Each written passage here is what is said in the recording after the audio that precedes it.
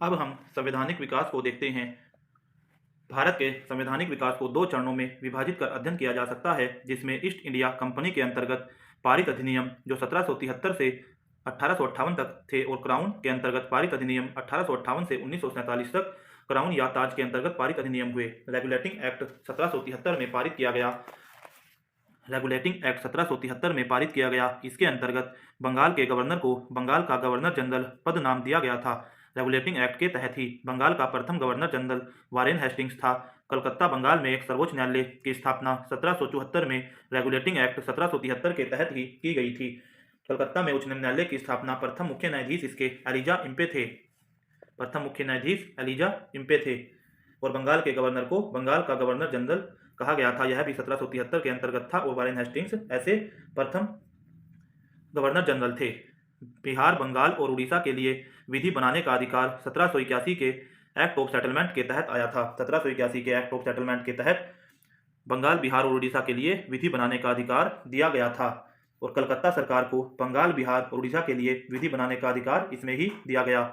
Company के कर्मचारियों को उपहार लेने पर पूरी तरह प्रतिबंध 1784 के पिट्स इंडिया एक्ट के तहत किया गया। कंपनी के कर्मचारियों को पूरी तरह उपहार लेने पर प्रतिबंध 1784 के पिट्स इंडिया एक्ट के तहत ही किया गया और 1784 के पिट्स इंडिया एक्ट के तहत अन्य प्रावधानों को देखें तो कंपनी के द्वारा राजनीतिक मामलों हेतु बोर्ड ऑफ कंट्रोलर और व्यापारिक कार्यों के लिए बोर्ड ऑफ डायरेक्टर का प्रावधान भी 1784 के पिट्स इंडिया एक्ट के तहत ही किया गया। 1784 के पिट्स इंडिया एक्ट के तहत कंपनी के द्वारा राजनीतिक मामलों हेतु बोर्ड ऑफ कंट्रोलर और व्यापारिक कार्यों हेतु बोर्ड ऑफ डायरेक्टर का प्रावधान किया गया। साथ ही कंपनी के कर्मचारियों को उपहार लेने पर पूरी तरह से प्रतिबंध कर दिया गया। साथ ही नियंत्रण परिषद की स्थापना की गई। गवर्नर जनरल को प्रधान सेनापति नियुक्त संशोधन अधिनियम 1786 द्वारा किया गया। 1786 के अधिनियम के तहत जिनका संबंध कार्यवाही से है, गवर्नर जनरल को प्रधान सेनापति नियुक्त किया गया था। कंपनी के अधिकारों को 20 वर्षों के लिए 1793 के चार्टर एक्ट द्वारा बढ़ाया गया। 1793 के चार्टर एक्ट द्वारा कंपनी के अधिकारों को 20 वर्षों के लिए बढ़ाया गया था और बंगाल के गवर्नर जनरल को बंबई, मद्रास के पर्यवेक्षण का अधिकार भी 1793 के चार्टर एक्ट द्वारा ही दिया गया था। पहली बार भारतीयों की शिक्षा पर प्रति वर्ष 1 लाख रुपए खर्च करने का उपबंध किया गया। 1813 के चार्टर एक्ट में पहली बार भारतीयों की शिक्षा पर 1 लाख रुपए खर्च करने का उपबंध किया गया था। ईस्ट इंडिया कंपनी का भारत में व्यापारिक अधिकार 1813 के एक्ट द्वारा ही समाप्त किया गया। 1813 के एक्ट में ईस्ट इंडिया कंपनी का भारत में व्यापारिक अधिकार समाप्त कर दिया गया, लेकिन चाय एवं चीन में अधिकार को छोड़कर कंपनी का व्यापारिक अधिकार समाप्त कर दिया गया और शिक्षा पर प्रतिवर्ष 1 लाख रुपए खर्च करने का उपबंध भी 1813 के एक्ट के तहत ही किया गया। साथ ही इंग्लिश मिशनरियों को भारत में कार्य करने की अनुमति 1813 के एक्ट के तहत ही दी गई थी। बंगाल के गवर्नर जनरल को संपूर्ण भारत का गवर्नर जनरल 1833 के चार्टर एक्ट द्वारा ही बनाया गया। 1773 में बंगाल के गवर्नर को बंगाल का गवर्नर जनरल बनाया। वारेन हेस्टिंग्स जी ऐसे प्रथम गवर्नर जनरल थे। 1833 के एक्ट के तहत बंगाल के गवर्नर जनरल को संपूर्ण भारत का गवर्नर जनरल बनाया और ऐसे प्रथम governor general lord William Bentinck ji थे। भारतीय प्रशासन का केंद्रीकरण एवं गवर्नर जनरल के परिषद को कानून बनाने का अधिकार 1833 के चार्टर एक्ट द्वारा दिया गया। 1833 के चार्टर एक्ट में कुछ कार्य हुए जिसमें बंगाल के गवर्नर जनरल को संपूर्ण भारत का गवर्नर जनरल बनाया गया। ऐसे प्रथम governor general lord William Bentinck थे। कंपनी का व्यापारिक अधिकार जो चाय एवं चीन में छोड़ा गया था उसे भी पूर्णतः समाप्त कर लिया गया। साथ में गवर्नर जनरल की परिषद में चौथे सदस्य के रूप में कानूनी सदस्य को शामिल किया गया जो प्रथम लॉर्ड मैकाले थे। तो भारतीय प्रशासन का केंद्रीकरण एवं गवर्नर जनरल के परिषद को कानून बनाने का अधिकार 1833 के चार्टर एक्ट द्वारा ही दिया गया। भारत में 1834 में प्रथम विधि आयोग का गठन किया गया 1833 के चार्टर एक्ट के द्वारा ही और प्रथम विधि आयोग के अध्यक्ष जो हमने अभी बताया लॉर्ड मैकाले थे, जो इंग्लैंड के एक वकील भी थे। भारत में दास प्रथा को समाप्त 1843 में किया गया। लॉर्ड एलनब्रो ने चार्टर एक्ट 1833 के तहत ही 1843 में लॉर्ड एलनब्रो द्वारा भारत में दास प्रथा को समाप्त कर दिया गया। भारत में पहली बार योग्यता के आधार पर नियुक्ति का प्रावधान चार्टर एक्ट 1833 के तहत ही किया गया था। भारत में पहली बार प्रतियोगिता परीक्षा के आधार पर महत्वपूर्ण पदों को भरने की व्यवस्था चार्टर एक्ट 1853 के तहत ही की गई थी।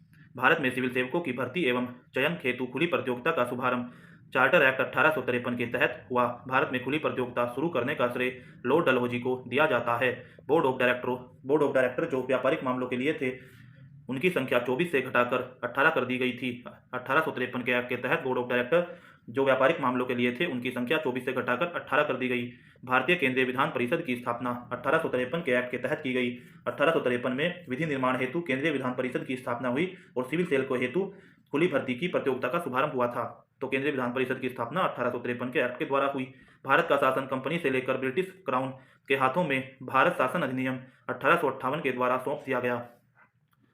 ब्रिटिश क्राउन के अंतर्गत हमने जो बताया था कि 1858 से 1947 तक ये सभी एक्ट आने वाले हैं, तो भारत का शासन कंपनी से लेकर ब्रिटिश क्राउन के हाथों में सौंप दिया था भारत शासन अधिनियम 1858 के द्वारा, क्योंकि 1857 में जो विद्रोह हुआ, अंग्रेजों की सत्ता बिल्कुल छीनने ही वाली थी, लेकिन हम में एकता नहीं थी, इसलिए वह सफल नहीं हो पाया। लेकिन अंग्रेजों को लग गया कि कंपनी जो बहुत ज़्यादा शोषण कर रही है, अगर उसके हाथों में ही आगे भी शासन दिया जाएगा तो कभी न कभी भारतीय इनसे परेशान होकर शासन अपने हाथ में विरोध करके ले ही लेंगे। इसलिए ब्रिटिश क्राउन या रानी ने अपने अधीन ही पूरे शासन को कर लिया और उनके नाम से ही आगे सारे एक्ट आने वाले हैं।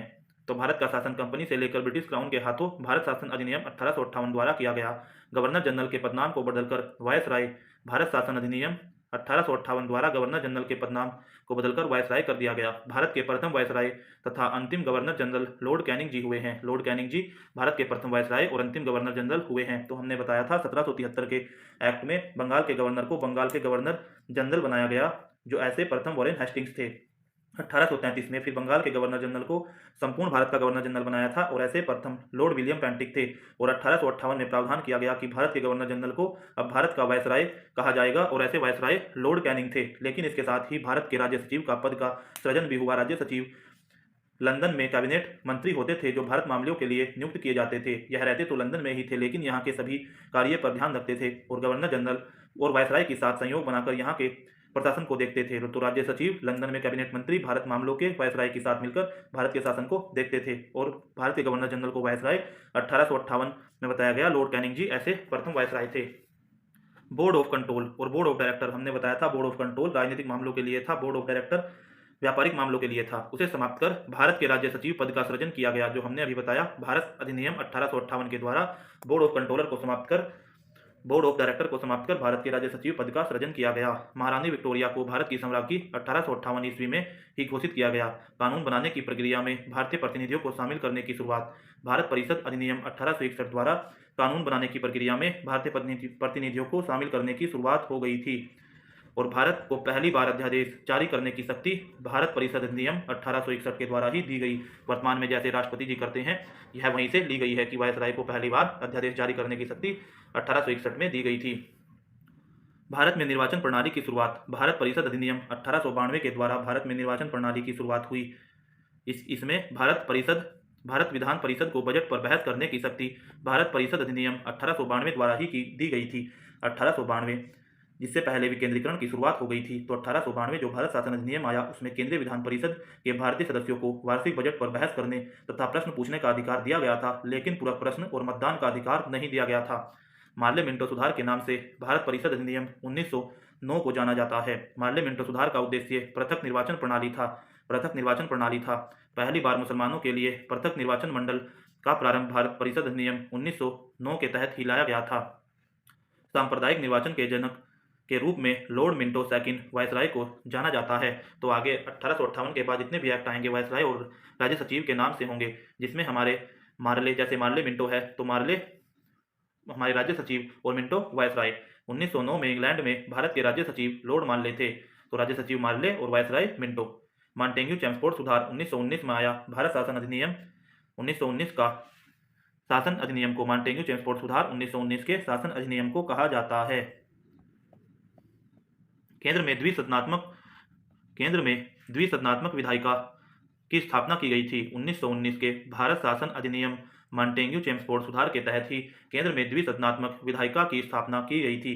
यदि 1919 के सभी प्रावधानों को देखें तो मॉन्टेग्यू चेम्सफोर्ड सुधार अधिनियम इसे कहा जाता है। मॉन्टेग्यू राज्य सचिव और चेम्सफोर्ड वायसराय। केंद्र में द्विसदनीय व्यवस्था प्रारंभ की गई। प्रांतों में द्वैत शासन की शुरुआत की गई, जिसे दो भागों आरक्षित एवं हस्तांतरित में बांटा गया था। आरक्षित विषयों को देखें तो जैसे वित्त, भूमि कर, पुलिस, न्याय जैसे आरक्षित विषय थे। शिक्षा, पुस्तकालय, संग्रहालय, पीडब्ल्यूडी, चिकित्सा ये सभी हस्तांतरित विषय थे।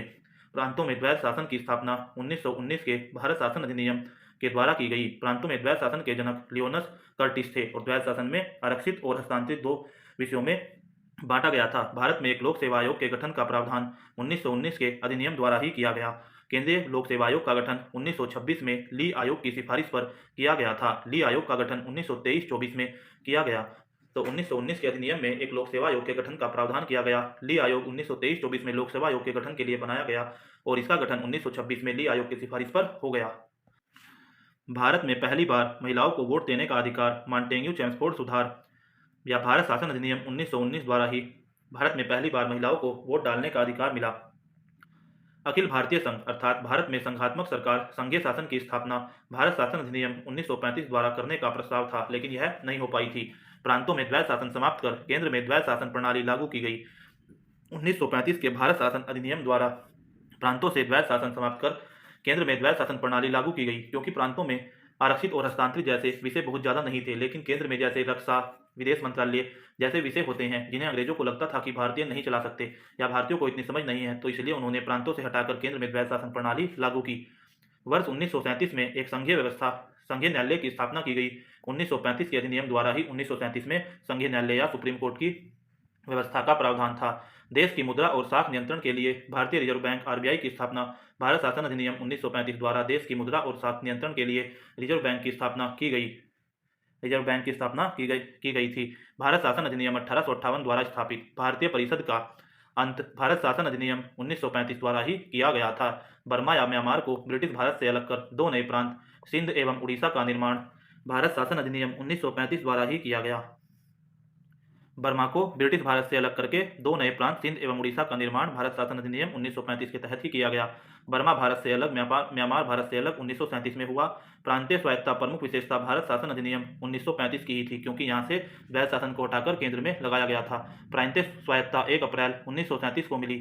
1 अप्रैल 1937 को प्रांतीय स्वायत्ता लागू हो गई। अविभाजित भारत को विभाजन कर दो स्वतंत्र। यदि हम भारत शासन अधिनियम 1935 के सभी प्रावधानों को देखें तो केंद्र में संघात्मक सरकार की स्थापना हुई, प्रांतों में द्वैध शासन की समाप्ति हो गई, केंद्र में द्वैध शासन की शुरुआत हो गई, केंद्रीय बैंक, आरबीआई एवं संघीय न्यायालय की स्थापना का प्रावधान था, बर्मा को भारत से अलग किया गया, 1937 में हो भी गया, सिंध एवं उड़ीसा नामक नए प्रांतों का निर्माण किया गया। अविभाजित भारत का विभाजन कर दो स्वतंत्र अधिराज्यों भारत एवं पाकिस्तान की स्थापना भारतीय स्वतंत्रता अधिनियम 1947 द्वारा की गई। अविभाजित भारत के विभाजन कर दो स्वतंत्र अधिराज्यों भारत एवं पाकिस्तान की स्थापना भारतीय स्वतंत्रता अधिनियम 1947 द्वारा ही हुई। भारतीय स्वतंत्रता अधिनियम 18 जुलाई 1947 को पारित हुआ। वायसराय का पद समाप्त कर गवर्नर जनरल का पद भारतीय स्वतंत्रता अधिनियम 1947 द्वारा बनाया गया। वायसराय का पद समाप्त करके गवर्नर जनरल का पद भारतीय स्वतंत्रता अधिनियम 1947 द्वारा ही बनाया गया। भारत को स्वतंत्र एवं संप्रभु राज्य घोषित 15 अगस्त 1943 को भारतीय स्वतंत्रता अधिनियम 1947 द्वारा ही भारत को स्वतंत्र एवं संप्रभु राज्य घोषित किया गया, क्योंकि हम अब स्वतंत्र हो गए थे और संप्रभु हो गए थे। भारत को वर्ष 1947 में सत्ता सौंपने की योजना माउंटबेटन योजना कहलाती है। भारत की आज़ादी के समय इंग्लैंड में लेबर पार्टी की सरकार थी। भारत की आज़ादी के समय इंग्लैंड में लेबर पार्टी की सरकार थी। भारत का संविधान लागू होने तक स्वतंत्रता के पश्चात 1935 के भारत शासन अधिनियम के अनुसार चलाया गया। भारत का संविधान लागू होने तक स्वतंत्रता के पश्चात शासन 1935 के भारत शासन अधिनियम के तहत ही चलाया गया था। और फिर 1946 में कैबिनेट मिशन योजना बनी थी, जिसमें अप्रत्यक्ष निर्वाचन द्वारा चुनाव हुआ था। सदस्य संख्या 389 थी। ब्रिटिश भारत से 296, देसी रियासत से 93, महिला सदस्य 15 थे। और इसकी प्रथम बैठक 9 दिसंबर 1946 को हुई। इसमें सच्चिदानंद सिन्हा को स्थायी अध्यक्ष, डॉक्टर राजेंद्र प्रसाद को स्थायी अध्यक्ष चुना गया, संवैधानिक सलाहकार BN राव जी को चुना गया। 11 दिसंबर को डॉक्टर राजेंद्र प्रसाद को स्थायी अध्यक्ष चुना गया था। 9 दिसंबर 1946 की पहली बैठक में अस्थायी अध्यक्ष सच्चिदानंद सिन्हा को चुना गया। उद्देश्य प्रस्ताव 13 दिसंबर 1946 को जवाहरलाल नेहरू जी द्वारा प्रस्तुत किया गया। 22 जनवरी 1947 को पारित हो गया। और संविधान सभा की अंतिम बैठक 24 जनवरी 1950 को हुई और हमें 26 जनवरी 1950 को पूरी तरीके से गणतंत्र बन गए थे। अब हम भारतीय राज व्यवस्था इंडियन पॉलिटी को एक क्विक रिवीजन करने जा रहे हैं, जिससे बहुत कम समय में हम अपने पूरी जीएस को कवर कर सके। सबसे पहले हम इंडियन पॉलिटी को देखने जा रहे हैं। संविधान सभा का गठन किया गया था, तो कैबिनेट मिशन 1946 में जो आया था उसकी सिफारिश पर संविधान सभा का गठन किया गया था। संविधान सभा शब्द का प्रयोग सबसे पहले किया गया था, तो हेनरी मैन द्वारा संविधान सभा शब्द का प्रयोग सबसे पहले किया गया था। संविधान सभा का निर्माण करने वाला देश है, तो संविधान सभा का सबसे पहले निर्माण करने वाला देश अमेरिका है। 1787 में संविधान सभा का निर्माण किया। संविधान सभा के गठन का विचार सर्वप्रथम M.N. रॉय द्वारा 1934 में आया था। कैबिनेट मिशन भारत 24 मार्च 1946 को कैबिनेट मिशन भारत आया था। संविधान सभा का गठन करवाने हेतु पैथिक लॉरेंस अध्यक्ष थे और अन्य 2 सदस्य थे। कैबिनेट मिशन के 3 सदस्य थे, जिसमें से पैथिक लॉरेंस अध्यक्ष थे, स्टैफर्ड क्रिप्स और एबी अलेक्जेंडर इसके अन्य 2 सदस्य थे और संविधान सभा के निर्माण के लिए यह भारत में आया था। कैबिनेट मिशन का भारत आने का प्रमुख उद्देश्य था तो संविधान सभा का निर्माण करना और अंतिम सरकार का गठन करवाना ही कैबिनेट मिशन के भारत आने का मुख्य उद्देश्य था। कैबिनेट मिशन के तहत संविधान सभा में कुल सीटें निश्चित की गई थी तो 389 सीटें कुल निश्चित की गई थी, जिसमें से 292 ब्रिटिश प्रांतों से, 4 कमिश्नरी क्षेत्रों से और 93 सीटें देसी रियासत से होने वाली थी। कैबिनेट मिशन के तहत संविधान सभा में कुल 389 सीटें निश्चित की गई थी, जिसमें से 292 ब्रिटिश प्रांतों से, 4 कमिश्नरी क्षेत्रों से और 93 सीटें देसी रियासत से निश्चित की गई थी। 4 कमिश्नरी जिनसे 4 सीटें निश्चित की गई थी वह अजमेर, मारवाड़, बलूचिस्तान, कुर्ग और दिल्ली कमिश्नरी थी। संविधान सभा में महिलाओं की संख्या 15 थी। संविधान सभा में कुल 389 सदस्यों में से महिलाओं की संख्या 15 थी। संविधान सभा में सीटें आवंटित की गई थी तो प्रति 10 लाख पर एक प्रतिनिधि के रूप में संविधान सभा में सीटें आवंटित की गई थी। संविधान सभा के सदस्यों का चुनाव हुआ था तो प्रांतीय विधानसभा के सदस्यों द्वारा अप्रत्यक्ष निर्वाचन के द्वारा संविधान सभा का गठन हुआ था। संविधान सभा में SC एवं ST सदस्यों की संख्या थी तो SC सदस्यों की संख्या 26 और ST सदस्यों की संख्या 33 थी। जुलाई 1946 में संविधान सभा चुनाव में कांग्रेस तथा मुस्लिम लीग को कितनी सीटें मिली थी तो कांग्रेस को 208 और मुस्लिम लीग को 73 सीटें। संविधान सभा चुनाव जो जुलाई 1946 में हुआ था, कांग्रेस को 208, मुस्लिम लीग को 73 सीटें मिली थी। संविधान सभा में किस रियासत के प्रतिनिधियों ने भाग नहीं लिया तो हैदराबाद रियासत के प्रतिनिधियों ने संविधान सभा में भाग नहीं लिया। देश के विभाजन के बाद संविधान सभा में सदस्य रह गए थे तो 299 सदस्य देश के विभाजन के बाद संविधान सभा में रह गए थे। स्वतंत्रता पश्चात देश में रियासतें थी तो 562 रियासत स्वतंत्रता के पश्चात देश में थी। संविधान सभा का गठन जुलाई 1946 में किया गया था। अंतरिम सरकार का गठन 2 सितंबर 1946 को जवाहरलाल नेहरू जी की अध्यक्षता में किया गया था। संविधान सभा की प्रथम बैठक 9 दिसंबर 1946 को दिल्ली में की गई थी, जिसमें 207 सदस्य थे, जिसमें से मुस्लिम लीग के सदस्यों ने इसमें भाग नहीं लिया था। संविधान सभा की प्रथम बैठक की अध्यक्षता सच्चिदानंद सिन्हा जी ने की थी और इन्हें अस्थायी अध्यक्ष बनाया गया था। संविधान सभा के संवैधानिक सलाहकार BN राव जी को बनाया गया था। संविधान सभा का प्रारूप BN राव जी ने ही तैयार किया था। इनका पूरा नाम बेनेगल नरसिंह राव जी है। संविधान सभा को संबोधित करने वाले पहले व्यक्ति डॉक्टर सर्वपल्ली राधाकृष्णन जी रहे हैं। डॉक्टर राजेंद्र प्रसाद संविधान सभा के स्थायी अध्यक्ष 11 दिसंबर 1946 को चुने गए थे और 11 दिसंबर को संविधान की दूसरी बैठक थी। पहली बैठक में सच्चिदानंद सिन्हा जी को अस्थायी अध्यक्ष चुना गया। 11 दिसंबर को दूसरी बैठक में डॉक्टर राजेंद्र प्रसाद जी को स्थायी अध्यक्ष के रूप में चुना गया था। संविधान सभा के समक्ष सबसे पहले लाया गया प्रस्ताव था तो उद्देश्य प्रस्ताव संविधान सभा के समक्ष लाया गया पहला प्रस्ताव था। उद्देश्य प्रस्ताव पेश किया गया था तो जवाहरलाल नेहरू जी द्वारा तीसरी सभा में तीसरी बैठक में 13 दिसंबर 1946 को उद्देश्य प्रस्ताव पेश किया गया था।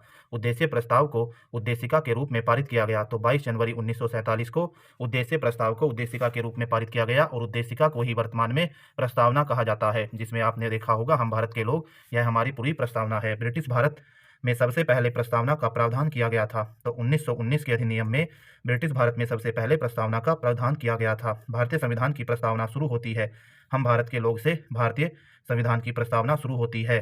प्रस्तावना या उद्देशिका लिया गया है तो अमेरिका के संविधान से प्रस्तावना या उद्देशिका को लिया गया है।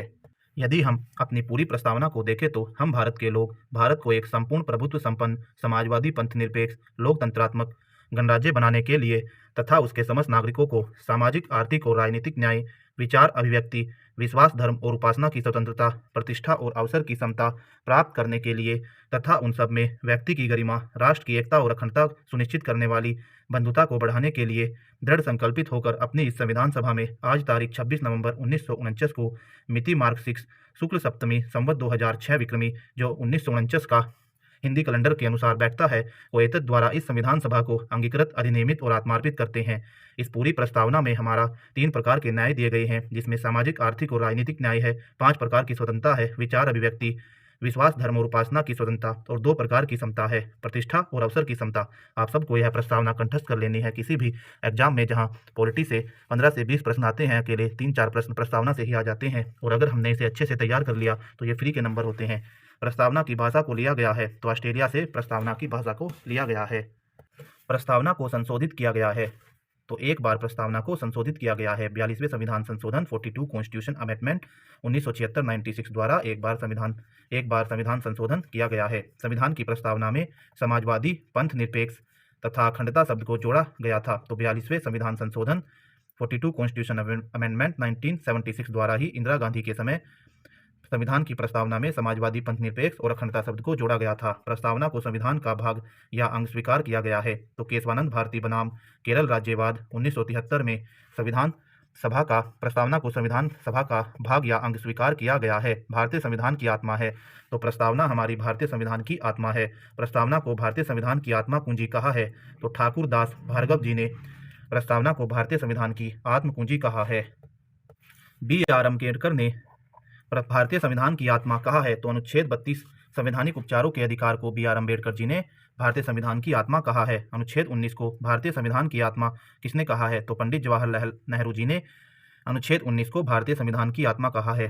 प्रस्तावना को भारतीय राजनीति की जन्म कुंडली KM मुंशी जी ने कहा है। KM मुंशी जी ने उद्देशिका या प्रस्तावना को राजनीतिक जन्मपत्री या जन्म कुंडली कहा है और पंडित जवाहरलाल नेहरू जी ने संविधान की आत्मा कहा है। और केशवानंद भारतीवाद 1973 में उच्चतम न्यायालय ने उद्देशिका को संविधान का भाग माना था। संविधान को एक पवित्र दस्तावेज BR अम्बेडकर जी ने कहा है। पाकिस्तान के लिए पृथक संविधान सभा 26 जुलाई 1947 को गठित की गई थी। भारत के संविधान को तैयार करने के लिए गठित समितियों की कुल संख्या थी। तो 13 समितियां भारतीय संविधान को तैयार करने के लिए गठित की गई थी। प्रारूप समिति जो 29 अगस्त 1947 को गठित की गई, इसके अध्यक्ष डॉक्टर भीमराव जी अम्बेडकर थे। प्रारूप समिति में सदस्यों की कुल संख्या 7 थी। संविधान के प्रारूप पर बहस 114 दिन तक हुई थी। संविधान के प्रारूप समिति के समक्ष प्रस्तावना को जवाहरलाल नेहरू जी ने परिभाषित किया था। संविधान सभा में डॉक्टर भीमराव अम्बेडकर का पहली बार निर्वाचन पूर्वी बंगाल से हुआ था और पाकिस्तान के अलग होने के बाद भारत के विभाजन के बाद बम्बई प्रेसिडेंसी के पुणे से डॉक्टर भीमराव अम्बेडकर जी का संविधान सभा में निर्वाचन हुआ। तो जब संविधान सभा गठित हुई तो डॉक्टर भीमराव अम्बेडकर जी का पूर्वी बंगाल अर्थात वर्तमान के बांग्लादेश से निर्वाचन हुआ था। लेकिन जब भारत का विभाजन हुआ और पाकिस्तान अलग हुआ तो पश्चिमी पाकिस्तान और पूर्वी पाकिस्तान दो थे। जो आज में बांग्लादेश है वह पहले पूर्वी पाकिस्तान था। तो वहाँ से डॉक्टर भीमराव अम्बेडकर जी चुनकर आए थे, लेकिन वह पाकिस्तान बन गया। तो इसलिए फिर बम्बई प्रेसिडेंसी के पुणे से इन्हें संविधान सभा में शामिल किया गया था। स्वतंत्रता के पश्चात प्रथम कानून मंत्री थे। तो डॉक्टर भीमराव अम्बेडकर जी को ही प्रथम कानूनी मंत्री, अंतरिम सरकार में भी एक कानूनी मंत्री थे, इसलिए इन्हें प्रथम कानूनी मंत्री स्वतंत्रता के पश्चात बनाया गया था। और अंतरिम सरकार में कानून मंत्री जोगेंद्रनाथ मंडल थे। स्वतंत्रता के पश्चात भीमराव अम्बेडकर जी को बनाया गया। स्वतंत्र भारत के प्रथम वित्त मंत्री R.K. षणमुखम चेट्टी जी हैं। झंडा समिति का संचालन तथा नियम समिति के अध्यक्ष थे। तो झंडा समिति, नियम समिति, संचालन समिति, ये सभी हमारी डॉक्टर राजेंद्र प्रसाद जी को समितियां दी गई थी। नियम समिति, प्रक्रिया समिति, संचालन समिति, झंडा समिति, इन सब के अध्यक्ष डॉक्टर राजेंद्र प्रसाद जी थे। संघ शक्ति समिति, संघीय संविधान समिति, इनके अध्यक्ष जवाहरलाल नेहरू जी थे। प्रांतीय संविधान समिति, मौलिक अधिकार समिति एवं अल्पसंख्यक संपत्ति समिति के अध्यक्ष सरदार वल्लभ भाई पटेल जी थे। और प्रारूप समिति हम देख कर आए हैं 29 अगस्त 1947 को गठित हुई थी। 7 सदस्य, उसके अध्यक्ष डॉक्टर भीमराव अम्बेडकर जी थे। संघ संविधान समिति के कुल अध्यक्ष, संघ संविधान समिति के अध्यक्ष पंडित जवाहरलाल नेहरू जी थे। इसमें कुल 15 सदस्य थे। संघ संविधान के अलावा संघीय शक्ति समिति के अध्यक्ष भी जवाहरलाल नेहरू जी ही थे। प्रांतीय संविधान समिति एवं सलाहकार समिति तथा अल्पसंख्यकों संबंधी समिति और मौलिक अधिकार समिति, इन सब समितियों के अध्यक्ष सरदार वल्लभ भाई पटेल जी थे। मौलिक अधिकार और अल्पसंख्यक समिति, मूल अधिकार या मौलिक अधिकार उप समिति के अध्यक्ष JB कृपलानी जी थे। भारतीय स्वतंत्रता अधिनियम 18 जुलाई 1947 को पारित किया गया था। संविधान सभा द्वारा राष्ट्रध्वज तिरंगा को 22 जुलाई 1947 को अपनाया गया। झंडा दिवस 22 जुलाई को मनाया जाता है, इसलिए ही संविधान सभा द्वारा राष्ट्रध्वज तिरंगा को 22 जुलाई 1947 को अपनाया गया, इसलिए ही 22 जुलाई को झंडा दिवस मनाया जाता है। भारतीय संविधान के निर्माण में कुल कितना समय लगा है? तो 2 वर्ष 11 माह 18 दिन भारतीय संविधान के निर्माण में लगा है, आप सबको पता है। संविधान सभा के कुल अधिवेशन 11 हुए हैं, जिसमें कुल अवधि 165 दिन लगी है। संविधान सभा द्वारा भारतीय संविधान को अपनाया, अंगीकृत और अधिनियमित कब किया गया? तो 26 नवंबर 1949 को संविधान सभा द्वारा भारतीय संविधान को अपनाया, अंगीकृत या अधिनियमित किया गया है और यह तिथि हमारी प्रस्तावना में दी हुई है। संविधान दिवस या विधि दिवस मनाया जाता है तो 26 नवंबर को, इसलिए ही विधि दिवस मनाया जाता है। संविधान सभा की अंतिम बैठक हुई थी तो 24 जनवरी 1950 को संविधान सभा की अंतिम बैठक हुई थी और इसमें जनगण मन को हमारे राष्ट्रगान के रूप में स्वीकार किया गया था। संविधान सभा द्वारा राष्ट्रगीत के रूप में वंदे मातरम को 26 जनवरी 1950 को ही स्वीकार किया गया था। संपूर्ण संविधान 26 जनवरी 1950 को ही लागू किया गया, इसलिए इस दिन गणतंत्र दिवस भी मनाया जाता है। और राष्ट्रपति हमारे द्वारा ही अप्रत्यक्ष रूप से चुने जाते हैं, इसलिए गणतंत्र हमारा चरितार्थ होता है। मूल संविधान लिखा गया था, तो अंग्रेजी में मूल संविधान लिखा गया था। भारतीय संविधान को लिखने वाले सुलेखक थे, तो प्रेम बिहारी नारायण रायजादा जी भारतीय संविधान को लिखने वाले सुलेखक थे। भारतीय संविधान के मूल प्रति को चित्रों से सजाया गया है, तो नंदलाल बोस जी ने भारतीय संविधान की मूल प्रति को चित्रों से सजाया है। संविधान का नामकरण भारत के संविधान के रूप में किया गया है, तो अनुच्छेद 393 में संविधान का नामकरण भारत के संविधान के रूप में किया गया है। भारतीय संविधान का जनक कहा जाता है डॉक्टर भीमराव अम्बेडकर जी को भारतीय संविधान का जनक कहा जाता है। डॉक्टर भीमराव अम्बेडकर का जन्म हुआ था तो 14 अप्रैल 1891 को महू मध्य प्रदेश में डॉक्टर भीमराव अम्बेडकर जी का जन्म हुआ था। भारतीय संविधान की प्रकृति एकात्मक है और संघात्मक दोनों प्रकार की है। कई जगह एकात्मक है और कई जगह संघात्मक है।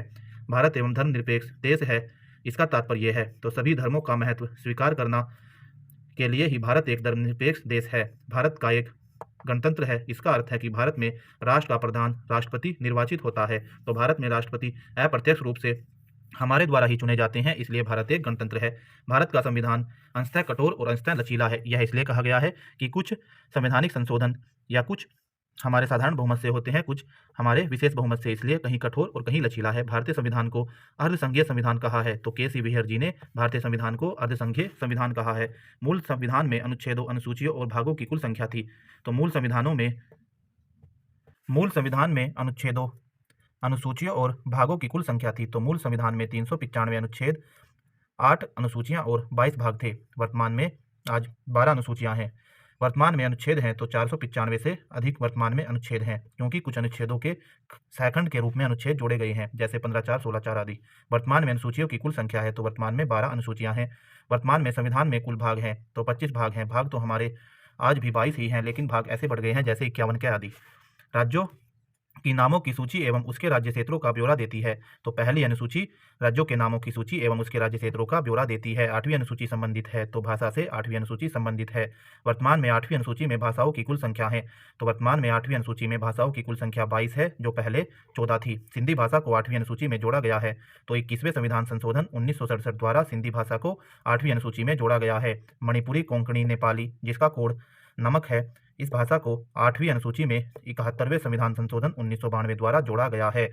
और 8वीं अनुसूची में BDMS, बोडो, डोगरी, मैथिली और संथाली को 92वें संविधान संशोधन 2003 के तहत जोड़ा गया है। तो प्रारंभ में हमारी 14 भाषा थी। 21वें संविधान संशोधन के अनुसार 1967 में सिंधी भाषा को 15वीं भाषा के रूप में जोड़ा गया। 71वें संविधान संशोधन 1992 द्वारा मणिपुरी, कोंकणी, नेपाली भाषा को 16, 17 व 18 भाषा के रूप में जोड़ा गया। और 8वीं अनुसूची में बोडो, डोगरी, मैथिली और संताली को 19, 20, 21, 22 भाषा के रूप में 92वें संविधान संशोधन 2003 के तहत जोड़ा गया।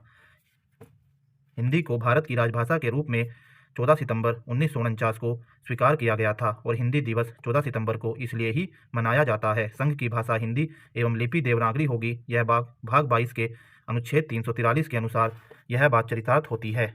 प्रथम राजभाषा आयोग का गठन 1955 में किया गया था, और इसके अध्यक्ष BG खैर जी थे। दूसरी अनुसूची संबंधित है, तो पदाधिकारियों के वेतन, भत्ते एवं पेंशन से दूसरी अनुसूची संबंधित है। केंद्र राज्य संबंध वर्णित हैं, तो 7वीं अनुसूची में केंद्र राज्य संबंध दिए गए हैं। और 7वीं अनुसूची केंद्र एवं राज्य के बीच शक्तियों के बंटवारे एवं सरकारों द्वारा शुल्क एवं कर लगाने के अधिकार से संबंधित है। 10वीं अनुसूची दल बदल से संबंधित प्रावधान से संबंधित है, और दल बदल निरोधक अधिनियम 15 फरवरी 1985 को पारित हुआ था। दल बदल विरोधी कानून को मान्यता 52वां संविधान संशोधन 1985 द्वारा दी गई थी। यदि हम सभी 12 अनुसूचियों को देखें तो पहली अनुसूची में राज्य एवं संघ राज्य क्षेत्रों के बारे में दिया हुआ है। दूसरी अनुसूची में हमारा राज्यपाल, लोकसभा एवं विधानसभा अध्यक्ष, उपाध्यक्ष, राज्यसभा एवं विधान परिषद के सभापति, उपसभापति, उच्चतम एवं उच्च न्यायालय के न्यायाधीश तथा कैग को मिलने वाले वेतन, भत्ते और पेंशन के बारे में बताया गया है। अर्थात दूसरी अनुसूची में हमारा वेतन, भत्ते और पेंशन के बारे में बताया गया है। तीसरी अनुसूची हमारी शपथ से संबंधित है, और इसमें भी भारत संघ के प्रमुख पदाधिकारियों के शपथ और प्रतिज्ञान से यह संबंधित है। चौथी अनुसूची राज्यसभा में स्थानों के आवंटन से संबंधित है। 5वीं अनुसूची अनुसूचित क्षेत्रों और अनुसूचित जनजाति क्षेत्रों के प्रशासन और नियंत्रण के बारे में उपबंध करती है, अर्थात SC/ST प्रशासन के बारे में बताती है। छठी अनुसूची असम, मेघालय, त्रिपुरा, मिजोरम। असम, मेघालय, त्रिपुरा, मिजोरम कोड है AMTM। राज्यों के जनजातीय क्षेत्रों के प्रशासन के बारे में उपबंध करती है। सातवीं अनुसूची संघ एवं राज्यों के बीच शक्तियों के विभाजन, अर्थात संघ सूची, राज्य सूची और समवर्ती सूची के बारे में बताती है कि संघ सूची पर कानून केंद्र बना सकता है, राज्य सूची पर राज्य बना सकता है और समवर्ती सूची पर केंद्र और राज्य दोनों बना सकते हैं, और कोई अपवाद होने पर केंद्र के कानून को अधिक मान्यता दी जाएगी। आठवीं अनुसूची में कुल 22 भाषाएं हैं और हमने देखा कि पहले 14 भाषाएं थी और आज वर्तमान में 22 भाषाएं हैं। नौवीं अनुसूची कुछ अधिनियमों और विधिमान्यों का विधिमान्यकरण करती है। 10वीं अनुसूची दल परिवर्तन के निर्भरता के बारे में उपबंध बताती है, दल बदल से संबंधित है। और 11वीं अनुसूची पंचायतों की शक्तियां, प्राधिकार, उत्तरदायित्व को बताती है, पंचायतों से संबंधित है। 12वीं अनुसूची नगरपालिका से संबंधित है। पहली संघ राज्य क्षेत्र, दूसरी वेतन, तीसरी में शपथ, चौथी में राज्यसभा सीटों का आवंटन, पांचवी में SC/ST क्षेत्रों का प्रशासन, छठी में AMTM असम, मेघालय, त्रिपुरा, मिजोरम में जनजातीय क्षेत्रों के बारे में उपबंध, सातवीं में संघ राज्य और समवर्ती सूची, इनमें शक्तियों का विभाजन, आठवीं में भाषाएं, नौवीं 10वीं दल बदल, 11वीं पंचायत और 12वीं नगरपालिकाओं से संबंधित है। संविधान में देश का नाम है, तो संविधान में देश का नाम भारत अर्थात इंडिया है। संविधान का सबसे बड़ा भाग है, तो पांचवा भाग हमारा संविधान का सबसे बड़ा भाग है। पांचवा भाग हमारा संविधान का सबसे बड़ा भाग है और पांचवें भाग में हमारे संघ की कार्यपालिका के बारे में बताया गया है। अनुच्छेद 52 से 151 तक हमारी संघ की कार्यपालिका है। संघीय न्यायपालिका का उल्लेख है, तो भाग 5 के अध्याय 4 में संघीय न्यायपालिका का उल्लेख है। संविधान के 15वें और 18वें भाग का विषय है, तो 15वां भाग निर्वाचन से संबंधित है और 18वां भाग आपात उपबंध से संबंधित है।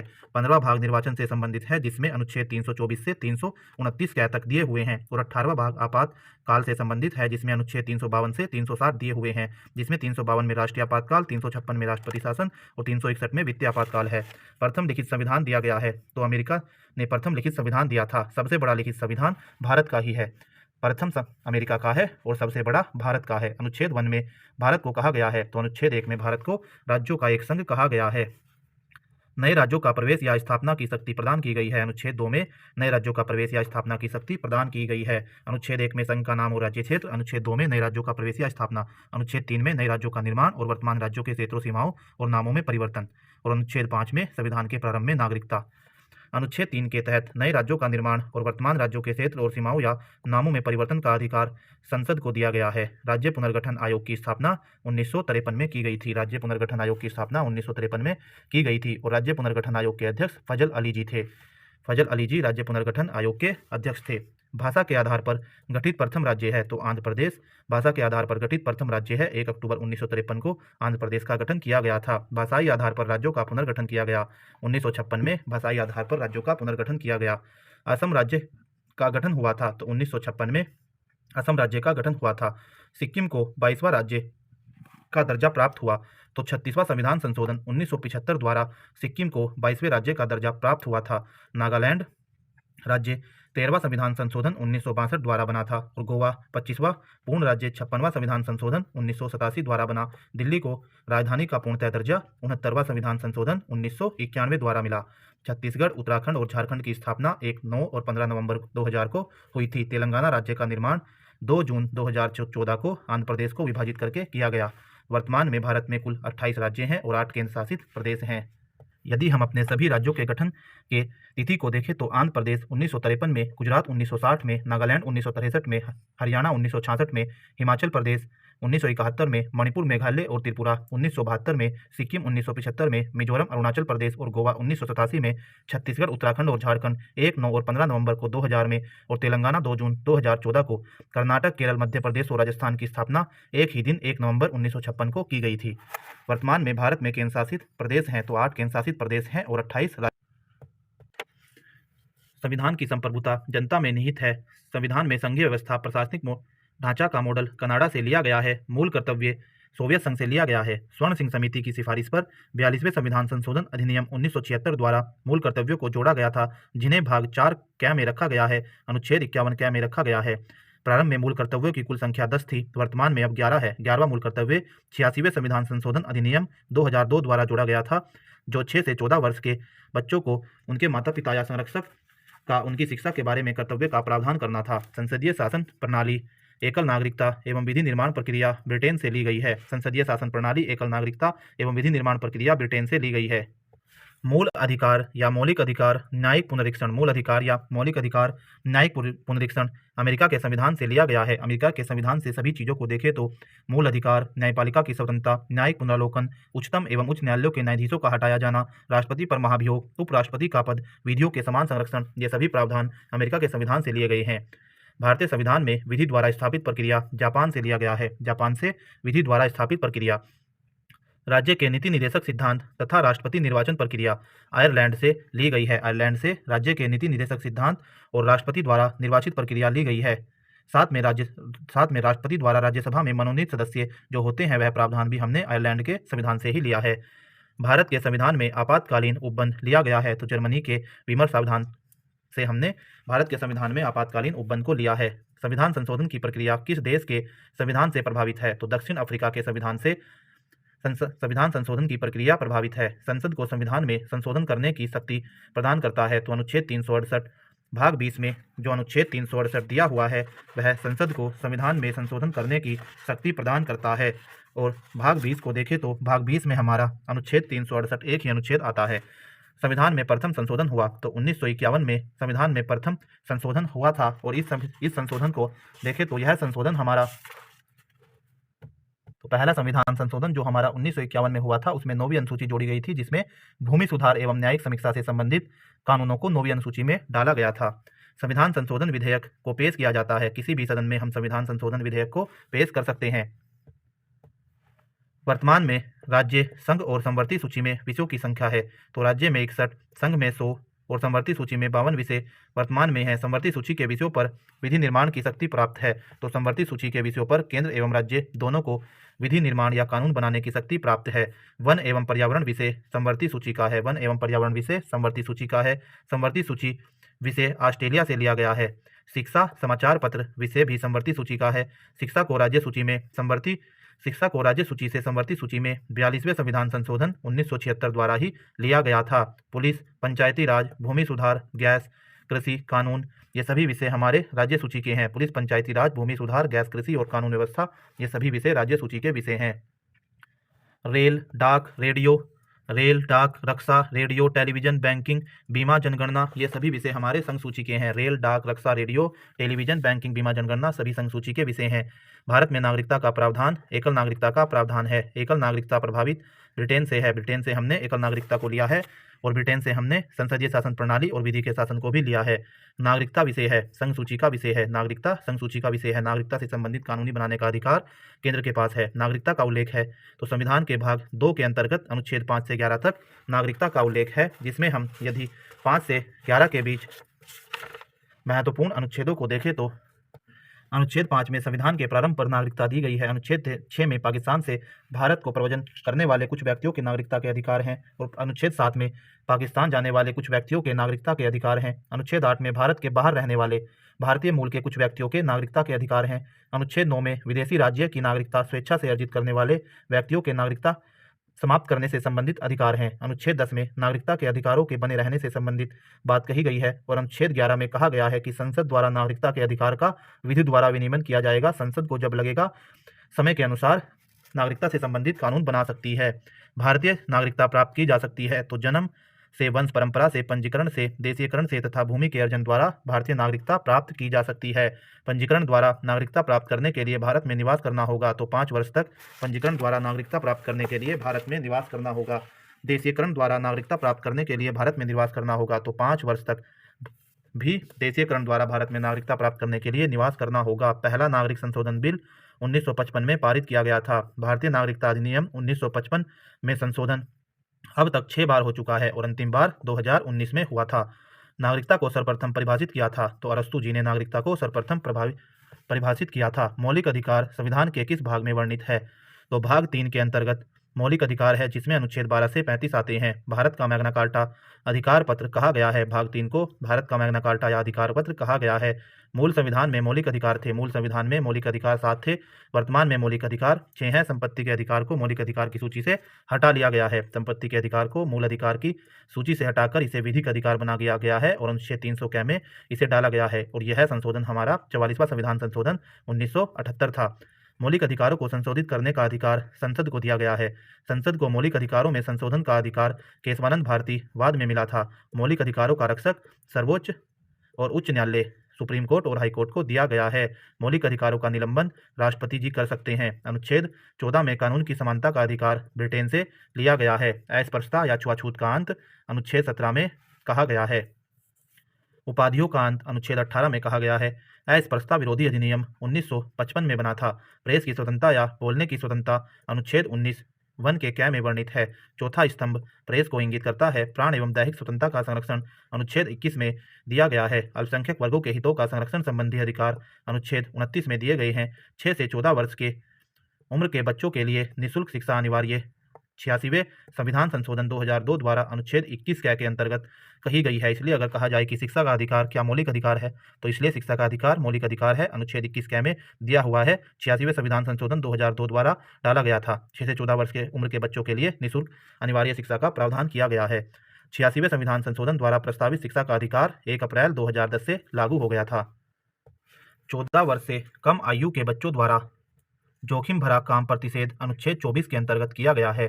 संविधान में संशोधन करके शिक्षा का अधिकार 1 अप्रैल 2010 को जोड़ा गया था। मौलिक अधिकार को परिवर्तित कराने हेतु अनुच्छेद 32 के तहत सर्वोच्च न्यायालय कितने प्रकार के रिट जारी कर सकता है, तो 5 प्रकार के रिट जारी कर सकता है, जो सुप्रीम कोर्ट और हाई कोर्ट द्वारा जारी की जा सकती है। इनमें बंदी प्रत्यक्षीकरण, परमादेश, प्रतिषेध, उत्प्रेक्षण और अधिकार प्रच्छा है। बंदी प्रत्यक्षीकरण, परमादेश, प्रतिषेध, उत्प्रेक्षण और अधिकार प्रच्छा है। उच्च न्यायालय अथवा सर्वोच्च न्यायालय द्वारा नागरिकों के मौलिक अधिकारों की रक्षा हेतु परमादेश रिट को जारी किया जा सकता है। बंदी को 24 घंटे के अंतर सशरीर न्यायालय के सामने बंदी प्रत्यक्षीकरण रिट के अनुसार ही रखना होता है। व्यक्तिगत स्वतंत्रता के लिए हैवियर्स कॉर्पस या बंदी प्रत्यक्षीकरण रिट दी गई है। किसी अवैध व्यक्ति से सरकारी पद को बचाने के लिए अधिकार प्रच्छा जारी किया जाता है।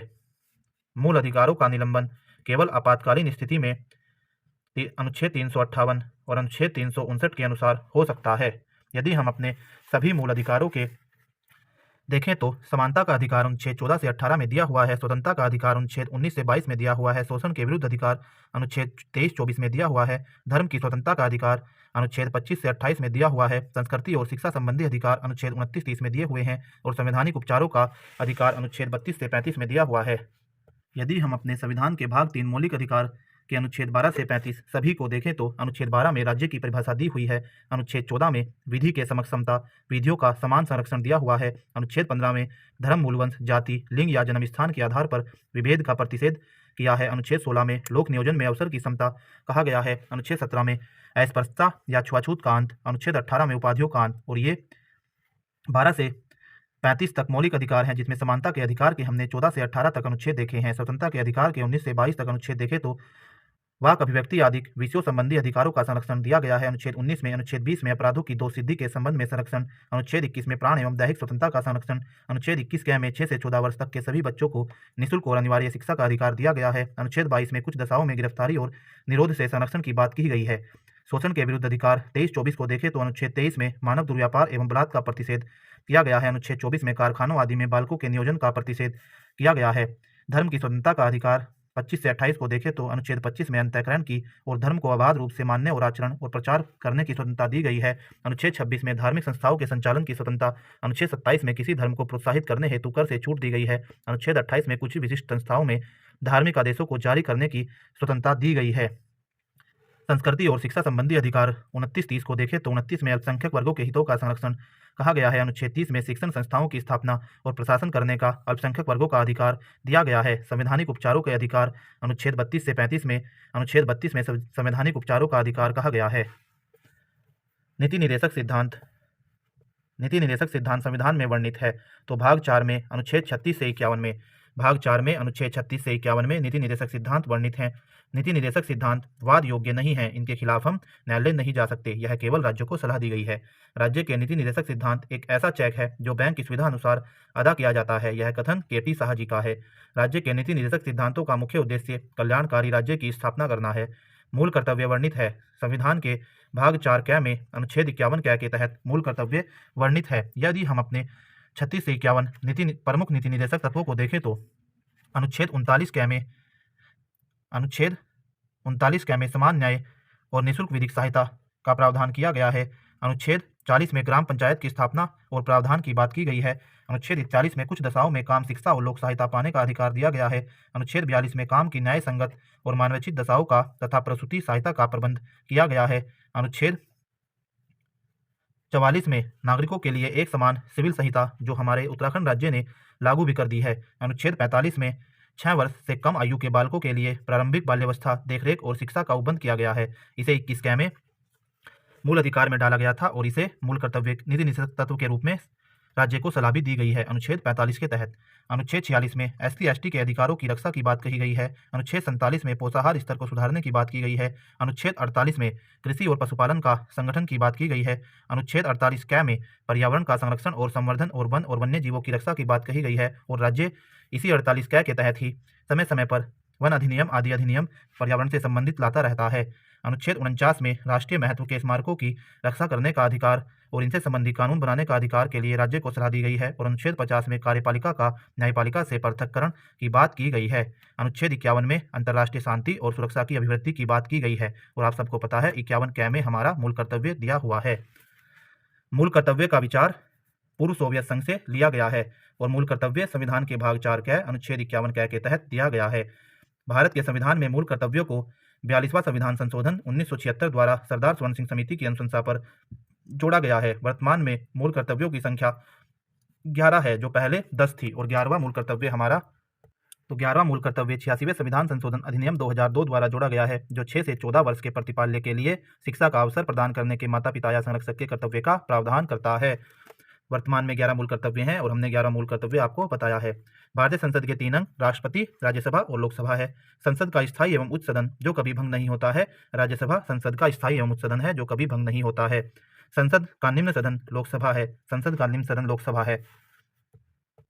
राज्यसभा जो हमारे संसद का उच्च सदन है अनुच्छेद 80 में दिया हुआ है। इसका गठन की तिथि 3 अप्रैल 1952 है। प्रथम बैठक 13 मई 1952 को हुई थी। इसमें सदस्य संख्या 250 है जिसमें 238 निर्वाचित होते हैं और 12 मनोनीत होते हैं। साहित्य, कला, विज्ञान, समाज सेवा से 12 सदस्य चुनकर आते हैं, राष्ट्रपति इनको मनोनीत करते हैं।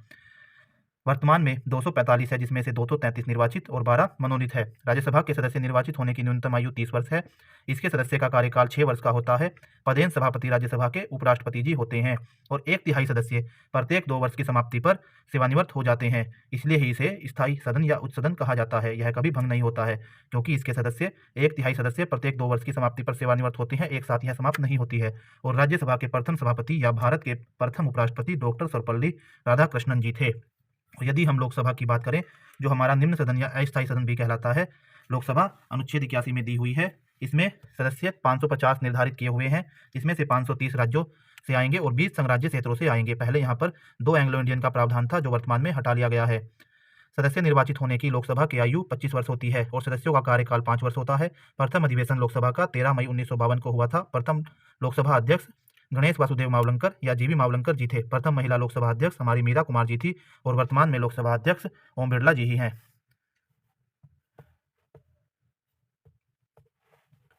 संसद भवन का डिजाइन तैयार किया था तो सर हर्बर्ट बेकर और एडवर्ड लुटियंस ने संसद भवन का डिजाइन तैयार किया था। संसद भवन की नींव 1921 में रखी गई थी। संसद भवन का उद्घाटन 18 जनवरी 1927 को लॉर्ड इरविन द्वारा किया गया था। संविधान के दोनों सदनों की संयुक्त बैठक का प्रावधान अनुच्छेद 108 के तहत किया जाता है। यदि हम अपने वर्तमान में अभी हाल ही में नए संसद भवन की बात करें तो इसमें कुछ एक्स्ट्रा फैक्ट के देखो तो पीएम नरेंद्र मोदी जी द्वारा सेंट्रल विस्टा प्रोजेक्ट के तहत 10 दिसंबर 2020 को नए संसद भवन की आधारशिला रखी गई थी जिसका आर्किटेक्ट या वास्तुकार विमल पटेल जी थे। यह त्रिकोणीय आकार में बनाई गई है। नए संसद भवन का निर्माण टाटा प्रोजेक्ट लिमिटेड कंपनी ने किया है। इसका क्षेत्रफल 64,500 मीटर स्क्वायर है। 970 करोड़ रुपए की लगभग लागत से यह तैयार हुआ है। 28 मई 2023 को भारत के प्रधानमंत्री नरेंद्र मोदी जी ने नए संसद भवन का उद्घाटन कर 75 रुपए का सिक्का इसके साथ जारी किया था। संसद भवन में लोकसभा की थीम मोर है, राज्यसभा की थीम कमल है। संसद परिषद में राष्ट्रीय वृक्ष बरगद का लगाया गया है। लोकसभा में कुल सीटें 888 निर्धारित की गई हैं आगे को ध्यान में रखकर और राज्यसभा में कुल सीटें 384 निर्धारित की गई हैं। लोकसभा में कुल सीटें जो वर्तमान में 550 हैं वह आगे के लिए 888 तक निर्धारित की गई हैं और राज्यसभा में कुल सीटें जो वर्तमान में 250 थी वह आगे के लिए 384 निर्धारित की गई हैं। नए संसद भवन के उद्घाटन के समय लोकसभा अध्यक्ष की सीट के बगल में राजदंड सेंगोल रखा गया है। जो चोल वंश से संबंधित है, और सेंगोल को हिंदी में राजदंड कहा जाता है। सेंगोल सत्ता हस्तांतरण की पहचान रहा है। सेंगोल तमिल संस्कृति की शान है। यह राजदंड 5 फीट लंबा और इसके शीर्ष पर नंदी बैल है जो न्याय के प्रतीक है। तो हमने नया संसद भवन जो बना है उसके बारे में भी सब फैक्ट हमने तैयार किए हैं। दोनों सदनों की संयुक्त बैठक होती है। तो साधारण विधेयक एवं वित्त विधेयक के मामले में दोनों सदनों की संयुक्त बैठक हो सकती है और संयुक्त बैठक का प्रावधान अनुच्छेद 108 के तहत संविधान में किया हुआ है। संसद के संयुक्त अधिवेशन को बुलाता है। तो राष्ट्रपति जी संसद के संयुक्त अधिवेशन को बुलाते हैं। संसद के संयुक्त अधिवेशन की अध्यक्षता लोकसभा अध्यक्ष जी करते हैं। भारतीय संसद के दोनों सदनों की प्रथम संयुक्त बैठक हुई थी। तो दहेज निरोधक विधेयक पर 6 मई 1961 में भारतीय संसद के दोनों सदनों की प्रथम संयुक्त बैठक हुई थी। दहेज निरोधक विधेयक 6 मई 1961 में अनुच्छेद 108 के तहत। संयुक्त अधिवेशन में निर्णय किस आधार पर लिए जाते हैं? तो बहुमत के आधार पर संयुक्त अधिवेशन में निर्णय लिए जाते हैं। संसद की कार्यवाही सूची में प्रथम विषय होता है। तो प्रश्नकाल संसद की कार्यवाही सूची में प्रथम विषय होता है। प्रश्नकाल की अवधि 1 घंटा की होती है। शून्यकाल प्रश्नकाल के बाद 12 बजे से 1 बजे के बीच का समय शून्यकाल होता है। शून्यकाल का अर्थ होता है कि प्रश्न उत्तर सत्र, यह शून्यकाल होता है। संसद के किसी सदस्य की सदस्यता समाप्त समझी जाती है यदि वह बिना सदन को सूचित किए अनुपस्थित रहता है। तो 60 दिन तक यदि संसद का कोई सदस्य बिना सदन को सूचित किए अनुपस्थित रहता है तो उसकी सदस्यता समाप्त समझी जाती है। संसद का सदस्य नहीं होने पर कोई मंत्री अपने पद पर बना रह सकता है। तो 6 माह तक संसद का सदस्य नहीं होने पर कोई मंत्री अपने पद पर बना रह सकता है। इसका उदाहरण देखें तो जब कोई लोकसभा नई चुनकर आती है और कोई लोकसभा अध्यक्ष या सांसद नहीं है और जिस पार्टी की सरकार आने वाली है वह चाहे तो अपने किसी मनपसंद नेता को मंत्री या प्रधानमंत्री तक भी बना सकती है, लेकिन उसे 6 महीने के अंदर संसद का सदस्य होना पड़ेगा। केवल लोकसभा का जरूरी नहीं है, राज्यसभा का सदस्य भी हो सकते हैं। मनमोहन सिंह जी हमारे राज्यसभा का सदस्य रहकर ही 2 बार प्रधानमंत्री रह चुके हैं। तो इसलिए कहा गया है संसद का सदस्य नहीं होने पर कोई मंत्री अपने पद पर 6 माह तक रह सकता है। 6 माह बाद उसे संसद का सदस्य बनना पड़ता है। संसद के 2 क्रमिक अधिवेशनों के बीच अधिकतम समयांतराल हो सकता है। तो 6 माह का अंतराल अधिकतम हो सकता है। भारत का प्रथम नागरिक होता है। तो राष्ट्रपति जी भारत के प्रथम नागरिक हैं। संविधान में राष्ट्रपति पद की व्यवस्था की गई है। तो अनुच्छेद 52 के तहत संविधान में राष्ट्रपति पद की व्यवस्था की गई है। राष्ट्रपति का पद राष्ट्रपति पर महाभियोग अमेरिका के संविधान से लिया गया है। राष्ट्रपति का पद एवं राष्ट्रपति पर महाभियोग अमेरिका के संविधान से लिया गया है। राष्ट्रपति पर महाभियोग अनुच्छेद 61 में दिया हुआ है। राष्ट्रपति पर महाभियोग अनुच्छेद 61 में दिया गया है, जिसकी प्रक्रिया यह है कि किसी भी सदन में महाभियोग को लाया जा सकता है, लेकिन दोनों सदनों द्वारा अलग अलग पारित होगा और कुल सदस्य के 2/3 बहुमत से पारित होगा और पूर्व में राष्ट्रपति को 14 दिन पहले सूचना देनी होगी। राष्ट्रपति के कार्य एवं शक्तियां लिया गया है। तो ब्रिटेन के संविधान से राष्ट्रपति के कार्य एवं शक्तियों को लिया गया है। कार्यपालिका का प्रमुख राष्ट्रपति जी होते हैं। तीनों सेनाओं के सेनापति राष्ट्रपति जी होते हैं। राष्ट्रपति पद के लिए न्यूनतम आयु 35 वर्ष निर्धारित है। राष्ट्रपति का कार्यकाल 5 वर्ष का होता है। राष्ट्रपति का मासिक वेतन वर्तमान में 5 लाख रुपया है। राष्ट्रपति का चुनाव एकल संक्रमणीय मत प्रणाली के आधार पर अप्रत्यक्ष मतदान से होता है और इसमें निर्वाचक मंडल की बात करें तो राष्ट्रपति के चुनाव में भाग लेते हैं संसद एवं राज्य के विधानसभाओं के निर्वाचित सदस्य, जिसमें हमारे संसद के दोनों सदनों के निर्वाचित सदस्य, राज्यों की विधानसभाओं के निर्वाचित सदस्य और दिल्ली और पुदुचेरी विधानसभा के निर्वाचित सदस्य, यह हमारे राष्ट्रपति के निर्वाचक मंडल में आते हैं। राष्ट्रपति के निर्वाचक हेतु निर्वाचक मंडल का उल्लेख किया गया है अनुच्छेद 54 में, जो हमने बताया कि संसद के दोनों सदनों के निर्वाचित सदस्य, राज्यों की विधानसभाओं के निर्वाचित सदस्य, दिल्ली और पुदुचेरी विधानसभा के निर्वाचित सदस्य राष्ट्रपति के निर्वाचक मंडल में आते हैं। अनुच्छेद 54 के तहत राष्ट्रपति जी का निर्वाचक मंडल बनाया गया है। राष्ट्रपति के उम्मीदवार के नामांकन हेतु प्रस्तावक एवं अनुमोदकों की संख्या होती है। तो 50 प्रस्तावक और 50 अनुमोदक राष्ट्रपति के उम्मीदवार के नामांकन हेतु आवश्यक होते हैं। राष्ट्रपति चुनाव लड़ने हेतु जमानत राशि है। तो 15,000 रुपये राष्ट्रपति चुनाव लड़ने हेतु जमानत राशि है। यदि 1/6 वोट नहीं मिलते हैं तो यह जमानत राशि जब्त हो जाती है। राष्ट्रपति को पद की शपथ दिलाता है। तो भारत के मुख्य न्यायाधीश या उनकी अनुपस्थिति में उच्चतम न्यायालय सुप्रीम कोर्ट के उपलब्धतम वरिष्ठ न्यायाधीश, भारत के मुख्य न्यायाधीश या उनकी अनुपस्थिति में उनका कोई प्रतिनिधि राष्ट्रपति को शपथ दिला सकता है। राष्ट्रपति को पद से हटाया जा सकता है। तो महाभियोग द्वारा अनुच्छेद 61 के तहत राष्ट्रपति को पद से हटाया जा सकता है। और हमने बताया कि संसद के किसी भी सदन द्वारा राष्ट्रपति पर महाभियोग का आरोप लगाया जा सकता है, लेकिन 14 दिन पहले राष्ट्रपति जी को इसकी सूचना देनी होगी। और हमने बताया इसकी प्रक्रिया कि किसी भी सदन में प्रस्ताव लाया जा सकता है, लेकिन दोनों सदनों द्वारा अलग अलग 2/3 बहुमत से पारित करना होगा, तभी राष्ट्रपति जी त्यागपत्र सौंप सकते हैं। और राष्ट्रपति जी त्यागपत्र उपराष्ट्रपति को सौंपेंगे। राष्ट्रपति जी त्यागपत्र उपराष्ट्रपति को सौंपते हैं और उपराष्ट्रपति राष्ट्रपति जी को सौंपते हैं। राष्ट्रपति का रिक्त स्थान 6 माह में भर लिया जाना निर्धारित किया गया है। संसद के लिए केंद्रीय राष्ट्रपति संसद के लिए राष्ट्रपति का अभिभाषण तैयार केंद्रीय मंत्रिमंडल करती है। संसद के लिए राष्ट्रपति का अभिभाषण केंद्रीय मंत्रिमंडल तैयार करती है। राष्ट्रपति लोकसभा भंग प्रधानमंत्री की सलाह पर अनुच्छेद 85 के तहत राष्ट्रपति जी लोकसभा भंग कर सकते हैं। मृत्युदंड क्षमा करने का अधिकार राष्ट्रपति जी को है। अनुच्छेद 72 के तहत राष्ट्रपति जी को मृत्युदंड क्षमा करने का अधिकार दिया गया है। लोकसभा में कितने सदस्यों को राष्ट्रपति मनोनीत करता है? तो 2 सदस्यों को लोकसभा में एंग्लो इंडियन को राष्ट्रपति जी मनोनीत करते थे, लेकिन वर्तमान में इस प्रावधान को हटा दिया गया है। राष्ट्रपति मंत्रियों की नियुक्ति करते हैं। प्रधानमंत्री के परामर्श से राष्ट्रपति जी मंत्रियों की नियुक्ति करते हैं। किसी भी विधि के लिए सर्वोच्च न्यायालय से परामर्श मांगने का अधिकार है। तो राष्ट्रपति जी को अनुच्छेद 143 के तहत किसी भी कानून के लिए सर्वोच्च न्यायालय सुप्रीम कोर्ट से परामर्श मांगने का अधिकार है, लेकिन राष्ट्रपति जी उस परामर्श को लागू करने के पक्ष में या लागू करने के बारे में बाध्य नहीं है। भारत के प्रथम राष्ट्रपति डॉक्टर राजेंद्र प्रसाद जी थे। प्रथम दलित राष्ट्रपति KR नारायण जी थे। प्रथम कार्यवाहक राष्ट्रपति VV गिरि जी थे। निर्विरोध निर्वाचित राष्ट्रपति N संजीव रेड्डी जी रहे हैं।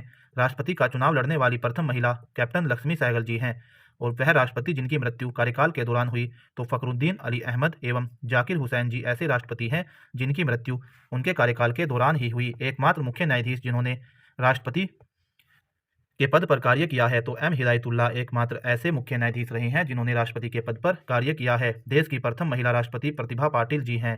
पद से त्यागपत्र देने वाले प्रथम राष्ट्रपति VV गिरि जी थे। JB वीटो का प्रयोग करने वाले प्रथम राष्ट्रपति ज्ञानी जैल सिंह जी ऐसे राष्ट्रपति हैं जिन्होंने JB वीटो का प्रयोग किया है। भारतीय डाक विधेयक 1986 के संबंध में ज्ञानी जैल सिंह जी ने JB वीटो का प्रयोग किया है। दोनों सदनों का अधिवेशन न चल रहा हो तो अध्यादेश जारी कर सकते हैं राष्ट्रपति जी। अनुच्छेद 123 के तहत जब दोनों सदन नहीं चल रहे हैं और किसी आवश्यक मुद्दे पर अध्यादेश जारी कर सकते हैं। जैसे निर्भया कांड के बाद अध्यादेश जारी किया गया था कि बलात्कारियों को मृत्युदंड की सजा मिल सकती है। राष्ट्रपति और उपराष्ट्रपति को वेतन प्रदान किया जाता है तो संचित निधि द्वारा राष्ट्रपति और उपराष्ट्रपति को वेतन प्रदान किया जाता है। संविधान के भाग 18 में 3 प्रकार के आपातकाल की व्यवस्था की गई है, जिसमें राष्ट्रीय आपातकाल 352, राष्ट्रपति शासन 356 और वित्तीय आपातकाल 361 है। अनुच्छेद 352 संबंधित है तो राष्ट्रीय आपातकाल से अनुच्छेद 352 संबंधित है, लेकिन इसका आधार युद्ध, बाह्य आक्रमण, आंतरिक अशांति, सशस्त्र विद्रोह हो सकता है और आंतरिक अशांति शब्द को हटा लिया गया है। पहली बार राष्ट्रीय आपातकाल घोषित किया गया 26 अक्टूबर 1962 को भारत चीन युद्ध के समय पहली बार राष्ट्रीय आपातकाल घोषित किया गया था। दूसरी बार राष्ट्रीय आपातकाल 3 दिसंबर 1971 को भारत पाकिस्तान युद्ध के समय आंतरिक अशांति के कारण से दूसरी बार राष्ट्रीय आपातकाल 3 दिसंबर 1971 को भारत पाकिस्तान युद्ध के समय घोषित किया गया था और आंतरिक अशांति के कारण तीसरी बार राष्ट्रीय आपातकाल 25 जून 1975 को घोषित किया गया था और फिर आंतरिक अशांति को हटाकर सशस्त्र विद्रोह शब्द जोड़ा गया है। आपातकाल की उद्घोषणा के कितने दिनों के भीतर संसद की स्वीकृति जरूरी होती है? तो 1 माह के भीतर। आपातकाल घोषणा करने के 1 माह के भीतर संसद से पारित कराना होगा। अनुच्छेद 356 राष्ट्रपति शासन से संबंधित है। राज्य में राष्ट्रपति शासन की घोषणा राष्ट्रपति राज्यपाल के सलाह पर करते हैं और इसका कारण राज्य में संवैधानिक तंत्र के विफल होने पर ही राष्ट्रपति जी राज्यपाल की सलाह पर राष्ट्रपति शासन लगा सकते हैं। सर्वप्रथम राष्ट्रपति शासन अनुच्छेद 356 के तहत पंजाब में सर्वप्रथम राष्ट्रपति शासन 1951 में लगा था। सबसे ज़्यादा बार राष्ट्रपति शासन उत्तर प्रदेश में लग चुका है। सबसे ज़्यादा दिनों तक राष्ट्रपति शासन पंजाब में लगा था। सबसे कम कर्नाटक में लगा है। सबसे कम दिनों तक राष्ट्रपति शासन कर्नाटक में लगा था। सबसे ज़्यादा दिनों तक पंजाब में लगा है। सबसे ज़्यादा बार उत्तर प्रदेश में लगा है और प्रथम बार पंजाब में 1951 में लगा था। राष्ट्रपति शासन की न्यूनतम और अधिकतम अवधि है। न्यूनतम अवधि 6 माह और अधिकतम अवधि 3 वर्ष है। वित्तीय आपातकाल की घोषणा की जा सकती है। राष्ट्रपति द्वारा अनुच्छेद 360 के तहत वित्तीय आपातकाल की घोषणा की जा सकती है। अब तक कितनी बार वित्तीय आपातकाल घोषित किया जा चुका है? तो 1 बार भी नहीं। हमने अब तक वित्तीय आपातकाल 1 बार भी नहीं लगाया है। कोई भी देश अपने को दिवालिया घोषित नहीं करना चाहता। वित्तीय आपातकाल की घोषणा को कितने दिनों के भीतर संसद की स्वीकृति जरूरी है? तो 2 माह के भीतर। वित्तीय आपातकाल के मामले में 2 माह के भीतर संसद से पारित कराना होगा। राष्ट्रीय आपातकाल के मामले में 1 माह के भीतर पारित कराना अनिवार्य है। राष्ट्रपति भवन को डिजाइन किया गया था तो एडविन लुटियंस द्वारा राष्ट्रपति भवन को डिजाइन किया गया था जो रायसीन पहाड़ी पर स्थित है। संविधान के यदि हम राष्ट्रपति जी से संबंधित महत्वपूर्ण अनुच्छेदों को देखें तो अनुच्छेद 52 में भारत का एक राष्ट्रपति होगा कहा गया है। अनुच्छेद 53 में संघ की कार्यपालिका शक्ति राष्ट्रपति में निहित होगी कहा गया है।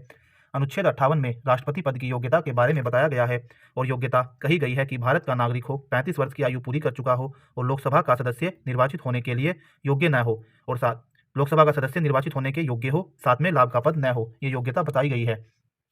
अनुच्छेद 60 में कहा गया है राष्ट्रपति द्वारा शपथ या प्रतिज्ञान और राष्ट्रपति के शपथ और प्रतिज्ञान के लिए कहा गया है कि भारत के मुख्य न्यायाधीश या उनकी अनुपस्थिति में उनके कोई वरिष्ठतम न्यायाधीश। अनुच्छेद 61 में राष्ट्रपति पर महाभियोग चलाने की प्रक्रिया के बारे में कहा गया है और इसे हमने बताया कि किसी भी सदन में 14 दिन पहले राष्ट्रपति को पूर्व सूचना देकर यह प्रस्ताव लाया जा सकता है और दोनों सदनों द्वारा अलग अलग 2/3 बहुमत से इसे पारित कराना होगा।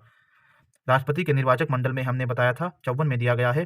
संसद के दोनों सदनों के निर्वाचित सदस्य, राज्यों की विधानसभाओं के निर्वाचित सदस्य, दिल्ली और पुदुचेरी विधानसभा के निर्वाचित सदस्य होंगे। त्यागपत्र राष्ट्रपति उपराष्ट्रपति को सौंपता है। पदावधि 5 वर्ष रखी गई है। महाभियोग द्वारा हटाए जा सकते हैं और मुख्य न्यायाधीश या उनका अनुपस्थिति में उनका कोई उच्च वरिष्ठतम न्यायाधीश राष्ट्रपति को शपथ दिला सकते हैं।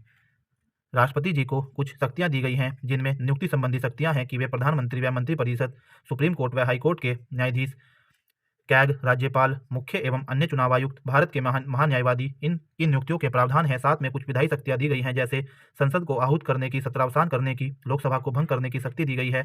संसद सदस्यों के मनोनयन का अधिकार दिया गया है, जिनमें राज्यसभा में 12 और पहले लोकसभा में 2 था, जो अब हटा लिया गया है। साथ में कुछ सैनिक शक्ति दी गई हैं, जैसे तीनों सेनाओं के प्रधान राष्ट्रपति जी होते हैं। अध्यादेश जारी करने की शक्ति 123 के अंतर्गत दी गई है। कुछ राजनीतिक शक्ति दी गई है, जैसे लोकसभा को भंग करने का अधिकार, समाधान की शक्ति दी गई है अनुच्छेद 72 के तहत, और दंड को क्षमा करने की शक्ति दी गई है। प्रविलंबन क्षमा करने की शक्ति के तहत दंड को क्षमा करना, प्रविलंबन, परिहार और लघुकरण कहा गया है। दंड को क्षमा करने का अर्थात है,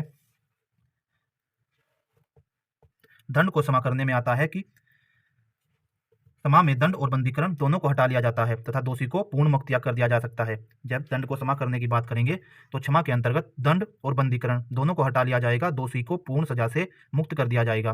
प्रविलंबन की बात करेंगे तो किसी दंड पर विशेष परिस्थिति में मृत्यु दंड पर रोक लगाने संबंधी प्रविलंबन में कहा गया है कि किसी दंड पर, विशेषकर मृत्यु दंड पर रोक लगा सकते हैं प्रविलंबन के तहत। परिहार के तहत दंड की प्रकृति में परिवर्तन किए बिना उसकी अवधि कम कर दी जाती है, जैसे 2 साल से 1 साल करना। परिहार के अंतर्गत दंड की प्रकृति में परिवर्तन किए बिना उसकी अवधि कम कर दी जाती है, जैसे 2 साल से 1 साल।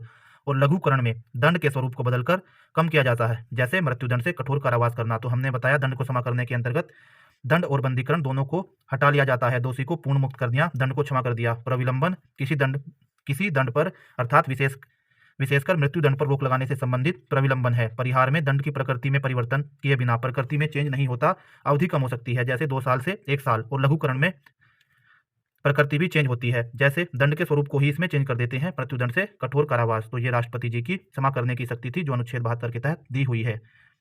एक साथ में विराम भी होता है। विराम के अंतर्गत कहा जाता है कि किसी दोषी की सजा को विशेष स्थिति में कम किया जा सकता है, जैसे गर्भवती स्त्री की सजा को कम करना।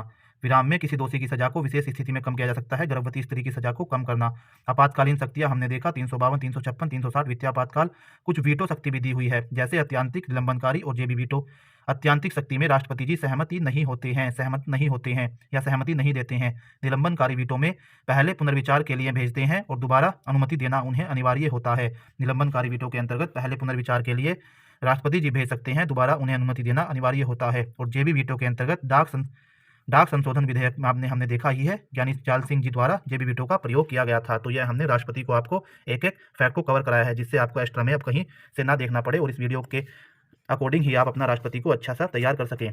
संविधान के किस अनुच्छेद के तहत भारत के में उपराष्ट्रपति होगा? अनुच्छेद 63 के तहत प्रावधान किया गया है। संविधान के अनुच्छेद 63 के तहत प्रावधान किया गया है कि भारत में एक उपराष्ट्रपति होंगे। राष्ट्रपति का पद खाली होने पर कार्यभार संभालते हैं, तो उपराष्ट्रपति राष्ट्रपति का पद खाली होने पर कार्यभार अधिकतम 6 माह तक संभाल सकते हैं। यदि राष्ट्रपति और उपराष्ट्रपति दोनों अनुपस्थित हैं, तो राष्ट्रपति का कार्यभार सर्वोच्च न्यायालय के मुख्य न्यायाधीश संभालते हैं। यदि राष्ट्रपति और उपराष्ट्रपति दोनों अनुपस्थित हैं, तो राष्ट्रपति का कार्यभार सर्वोच्च न्यायालय के मुख्य न्यायाधीश संभालते हैं।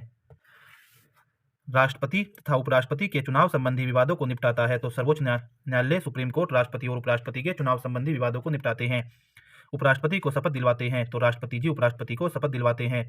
उपराष्ट्रपति त्यागपत्र देता है, तो उपराष्ट्रपति जी राष्ट्रपति को त्यागपत्र देते हैं। उपराष्ट्रपति को पद की शपथ दिलवाते हैं, तो राष्ट्रपति या राष्ट्रपति जी द्वारा नियुक्त कोई व्यक्ति उपराष्ट्रपति को शपथ दिलाते हैं और राष्ट्रपति जी को शपथ सुप्रीम कोर्ट के मुख्य न्यायाधीश या उनके द्वारा नियुक्त कोई व्यक्ति। उपराष्ट्रपति का कार्यकाल 5 वर्ष का होता है।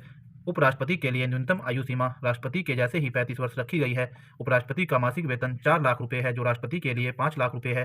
प्रथम उपराष्ट्रपति जी डॉक्टर एस राधाकृष्णन जी थे। प्रथम उपराष्ट्रपति जी डॉक्टर एस राधाकृष्णन जी थे और प्रथम राष्ट्रपति डॉक्टर राजेंद्र प्रसाद थे। उपराष्ट्रपति के चुनाव में भाग लेते हैं संसद के दोनों सदनों के सभी सदस्य।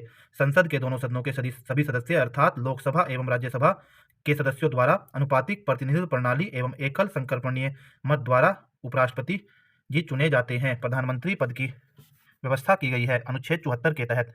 यदि उपराष्ट्रपति जी को एक बार सारे फैक्ट को रिवीजन करें तो उपराष्ट्रपति जी राज्यसभा के पदेन सभापति होते हैं। इनके निर्वाचन में लोकसभा एवं राज्यसभा अर्थात संसद के सभी सदस्य अनुपातिक प्रतिनिधित्व प्रणाली एवं एकल संक्रमणीय मत द्वारा मतदान करते हैं। इन्हें शपथ राष्ट्रपति जी दिलाते हैं। इनका कार्यकाल 5 वर्ष के लिए होता है। इनकी योग्यता की बात करें तो राष्ट्रपति के समान ही है, लेकिन राष्ट्रपति जी में जहाँ लोकसभा का सदस्य निर्वाचित होने की योग्यता के बारे में कहा गया है, वहाँ उपराष्ट्रपति जी के संबंध में राज्यसभा का सदस्य निर्वाचित होने की योग्यता के बारे में कहा गया है। साथ में भारत के नागरिक हों, 35 वर्ष की आयु पूरी कर चुके हों और लाभ के पद पर न हों। केवल राष्ट्रपति जी से अंतर वहाँ लोकसभा के सदस्य निर्वाचित होने की योग्य की बात और यहाँ राज्यसभा के सदस्य निर्वाचित होने की योग्यता की बात। और त्यागपत्र राष्ट्रपति को सौंपेंगे, शपथ राष्ट्रपति जी दिलाएंगे। अब हम प्रधानमंत्री जी के बारे में देखते हैं। तो प्रधानमंत्री पद की व्यवस्था की गई है तो अनुच्छेद 74 के तहत प्रधानमंत्री पद की व्यवस्था की गई है।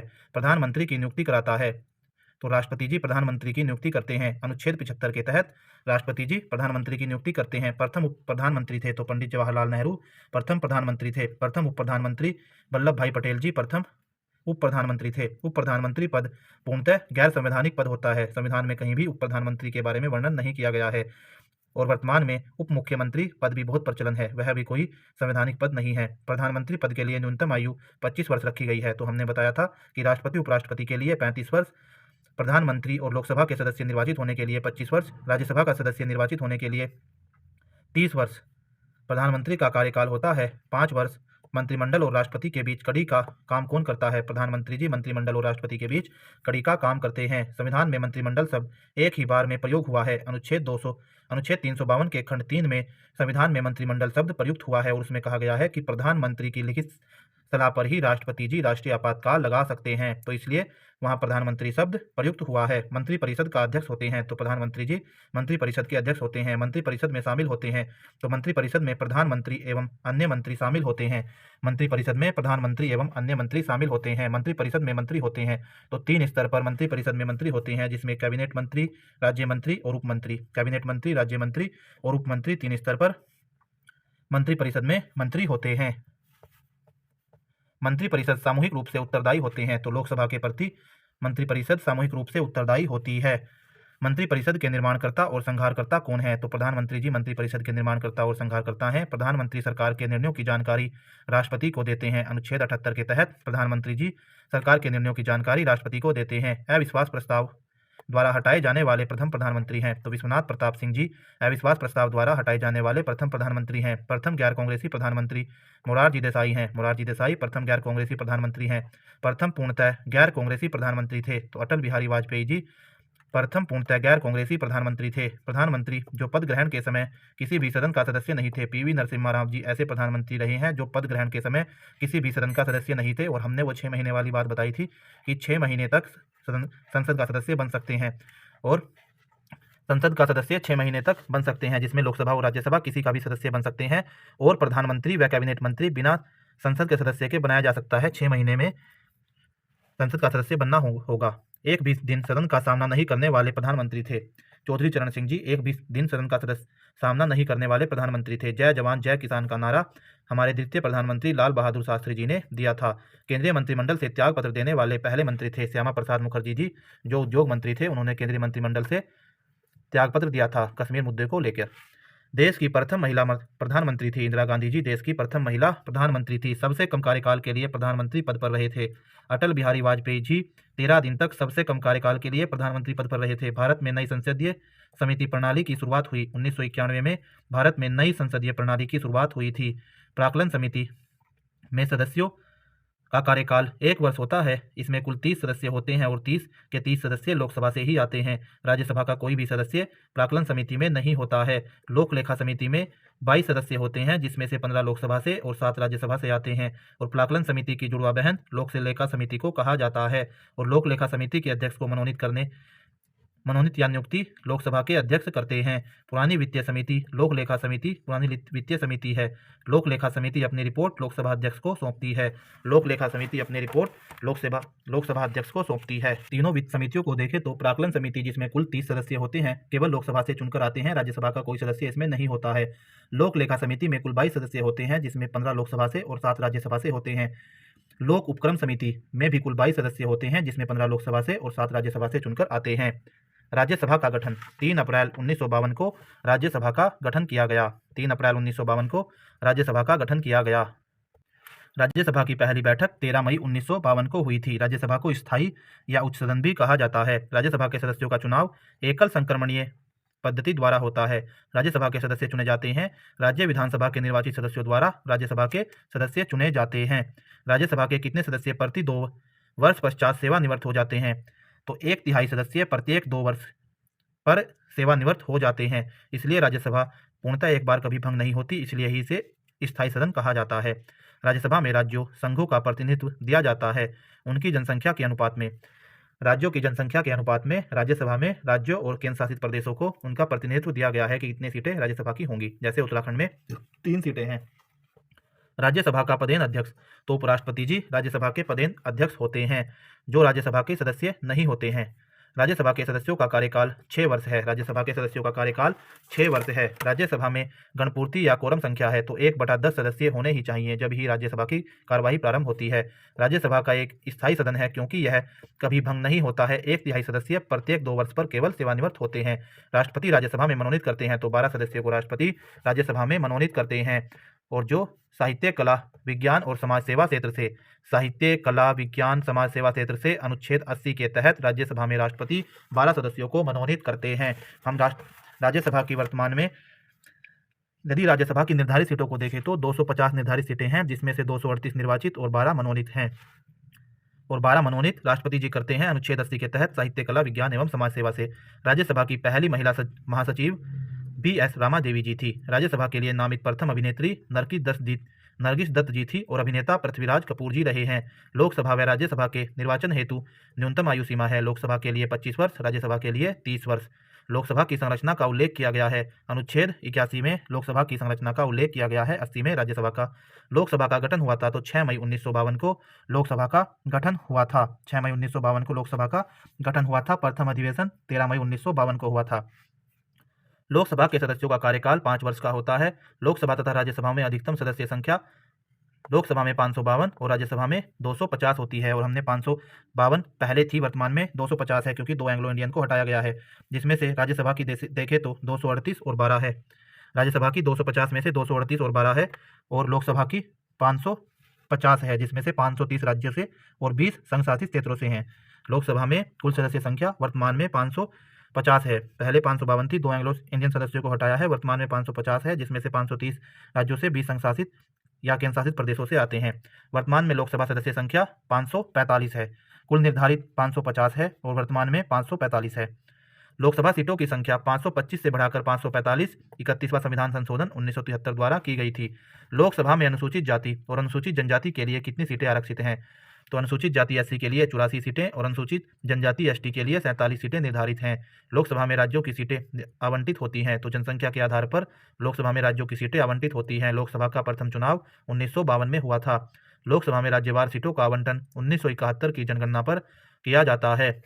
लोकसभा चुनाव में उम्मीदवार की जमानत राशि जब्त हो जाती है यदि उसे कुल वैध मतों का 1/6 भाग प्राप्त नहीं होता है तो लोकसभा चुनाव में उम्मीदवार की जमानत राशि जब्त हो जाती है। लोकसभा उम्मीदवार के लिए जमानत राशि 25,000 रुपये रखी गई है और SC ST के लिए यह आधी 12,500 रखी गई है, जो 1/6 मत नहीं मिलने पर जमानत राशि जब्त हो जाती है। लोकसभा का नेता प्रधानमंत्री जी होते हैं। लोकसभा के नेता प्रधानमंत्री जी होते हैं।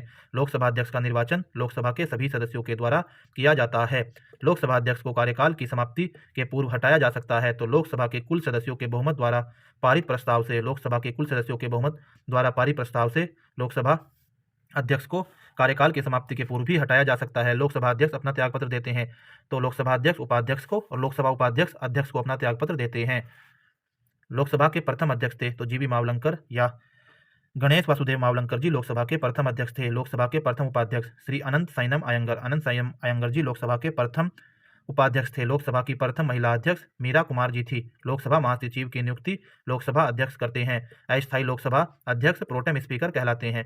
प्रोटेम स्पीकर की नियुक्ति राष्ट्रपति करते हैं। जब नवी लोकसभा चुनकर आती है तो जो पुराने लोकसभा अध्यक्ष थे वह शपथ नहीं दिलाते हैं, जबकि नई लोकसभा से ही एक सदस्य को प्रोटेम स्पीकर बनाया जाता है, जो सभी नवनियुक्त सांसदों को या सदस्यों को लोकसभा सदस्यों को शपथ दिलाता है। जब प्रोटेम स्पीकर एक एक करके सभी सदस्यों को शपथ दिलाते हैं तब वह सांसद बन जाते हैं और फिर सांसदों द्वारा या लोकसभा के उन्हें शपथ लेने वाले सदस्यों द्वारा फिर लोकसभा अध्यक्ष का चुनाव होता है और उनमें से लोकसभा अध्यक्ष चुनकर फिर लोकसभा की कुर्सी पर लोकसभा अध्यक्ष जी बैठते हैं। तो इसका अर्थ यह है कि प्रोटेम स्पीकर एक अस्थायी पद है जो नई लोकसभा को शपथ दिलाने के लिए बनाया गया है। इस प्रोटेम स्पीकर की नियुक्ति राष्ट्रपति करते हैं। प्रोटेम स्पीकर होता है लोकसभा का सबसे वरिष्ठ सदस्य जो नवनिर्वाचित सदस्यों का शपथ ग्रहण कराता है और हमने पूरी प्रक्रिया बताई है। लोकसभा अध्यक्ष कास्टिंग वोट का प्रयोग करता है, तो टाई होने पर, बराबर रहने पर लोकसभा अध्यक्ष कास्टिंग वोट या निर्णायक वोट का प्रयोग करता है। अनुच्छेद 100 के तहत अनुच्छेद 100 में कास्टिंग वोट या निर्णायक वोट का प्रावधान किया गया है। टाई होने पर कोई निर्णय लोकसभा अध्यक्ष अपने वोट का प्रयोग करता है। अनुच्छेद 100 के तहत राष्ट्रमंडल अध्यक्षों के सम्मेलन का पदेन महासचिव होता है, तो लोकसभा अध्यक्ष जी राष्ट्रमंडल अध्यक्षों के सम्मेलन का पदेन महासचिव भी होते हैं। किसी विशेष दिन लोकसभा में अधिकतम कितने तारांकित प्रश्न पूछे जा सकते हैं? किसी विशेष दिन लोकसभा में अधिकतम कितने तारांकित प्रश्न पूछे जा सकते हैं? तो 20 प्रश्न अधिकतम लोकसभा में तारांकित पूछे जा सकते हैं और तारांकित प्रश्नों का उत्तर मौखिक रूप से दिया जाता है। लोकसभा का सत्र एक वर्ष में न्यूनतम कितनी बार बुलाए जाते हैं? तो 2 बार न्यूनतम लोकसभा का सत्र एक वर्ष में बुलाया जाता है। लोकसभा की अवधि बढ़ाई जा सकती है, तो आपातकाल की स्थिति में 1 वर्ष के लिए लोकसभा की अवधि बढ़ाई जा सकती है। पहली बार विपक्ष के नेता को मान्यता दी गई थी, तो 1969 में पहली बार विपक्ष के दल के नेता को मान्यता दी गई थी। राज्यसभा में प्रथम विपक्षी नेता कमलापति त्रिपाठी और लोकसभा में प्रथम विपक्षी नेता राम सुभग सिंह जी थे। अविश्वास प्रस्ताव लोकसभा में प्रस्तुत किया जाता है विपक्षी सदस्य द्वारा 50 सदस्यों के समर्थन से मंत्रिपरिषद के विरुद्ध लोकसभा में विपक्षी द्वारा 50 सदस्यों के समर्थन से अविश्वास प्रस्ताव लाया जाता है और अविश्वास प्रस्ताव अगर पास हो जाता है तो सरकार गिर जाती है। प्रथम स्पीकर जिनके विरुद्ध लोकसभा में अविश्वास प्रस्ताव लाया गया था तो जीवी मावलंकर या गणेश वासुदेव मावलंकर जी ऐसे प्रथम ही स्पीकर थे जिनके विरुद्ध लोकसभा में अविश्वास प्रस्ताव लाया गया था। लोकसभा में कोरम या गणपूर्ति कुल सदस्य संख्या की होती है, तो 1/10 अनुच्छेद 100 के तहत कुल सदस्य संख्या के या उपस्थित सदस्य संख्या के 1/10 कोरम या गणपूर्ति के रूप में सदन में उपस्थित होने चाहिए, तभी सदन की कार्यवाही चलती है। लोकसभा और राज्यसभा में सर्वाधिक प्रतिनिधि किस राज्य से आते हैं? तो उत्तर प्रदेश से लोकसभा और राज्यसभा में सर्वाधिक प्रतिनिधि आते हैं। वित्त मंत्री द्वारा वार्षिक बजट किस सदन में पेश किया जाता है? तो लोकसभा में वित्त मंत्री जी द्वारा वार्षिक बजट पेश किया जाता है। धन विधेयक अनुच्छेद 110 में धन विधेयक है, धन विधेयक अनुच्छेद 110 में है। वित्त विधेयक अनुच्छेद 117 में है। धन विधेयक 110, वित्त विधेयक 117। कोई धन विधेयक तथा वित्त विधेयक पेश किया जाता है और दोनों ही धन विधेयक और वित्त विधेयक लोकसभा में पेश किए जाते हैं। कोई विधेयक धन विधेयक है या नहीं, इसका निर्णय लोकसभा अध्यक्ष करता है। धन विधेयक को राज्यसभा अपने पास केवल 14 दिनों तक रोक सकती है, उसके बाद वह स्वतः ही पास समझा जाता है। धन विधेयक लोकसभा में प्रस्तुत करने से पूर्व अनुमति लेना आवश्यक है, तो राष्ट्रपति जी की अनुमति के बिना धन विधेयक लोकसभा में प्रस्तुत नहीं किया जाता। क्षेत्रफल की दृष्टि से सबसे बड़ा लोकसभा क्षेत्र तो लद्दाख सबसे बड़ा लोकसभा क्षेत्र क्षेत्रफल की दृष्टि से है।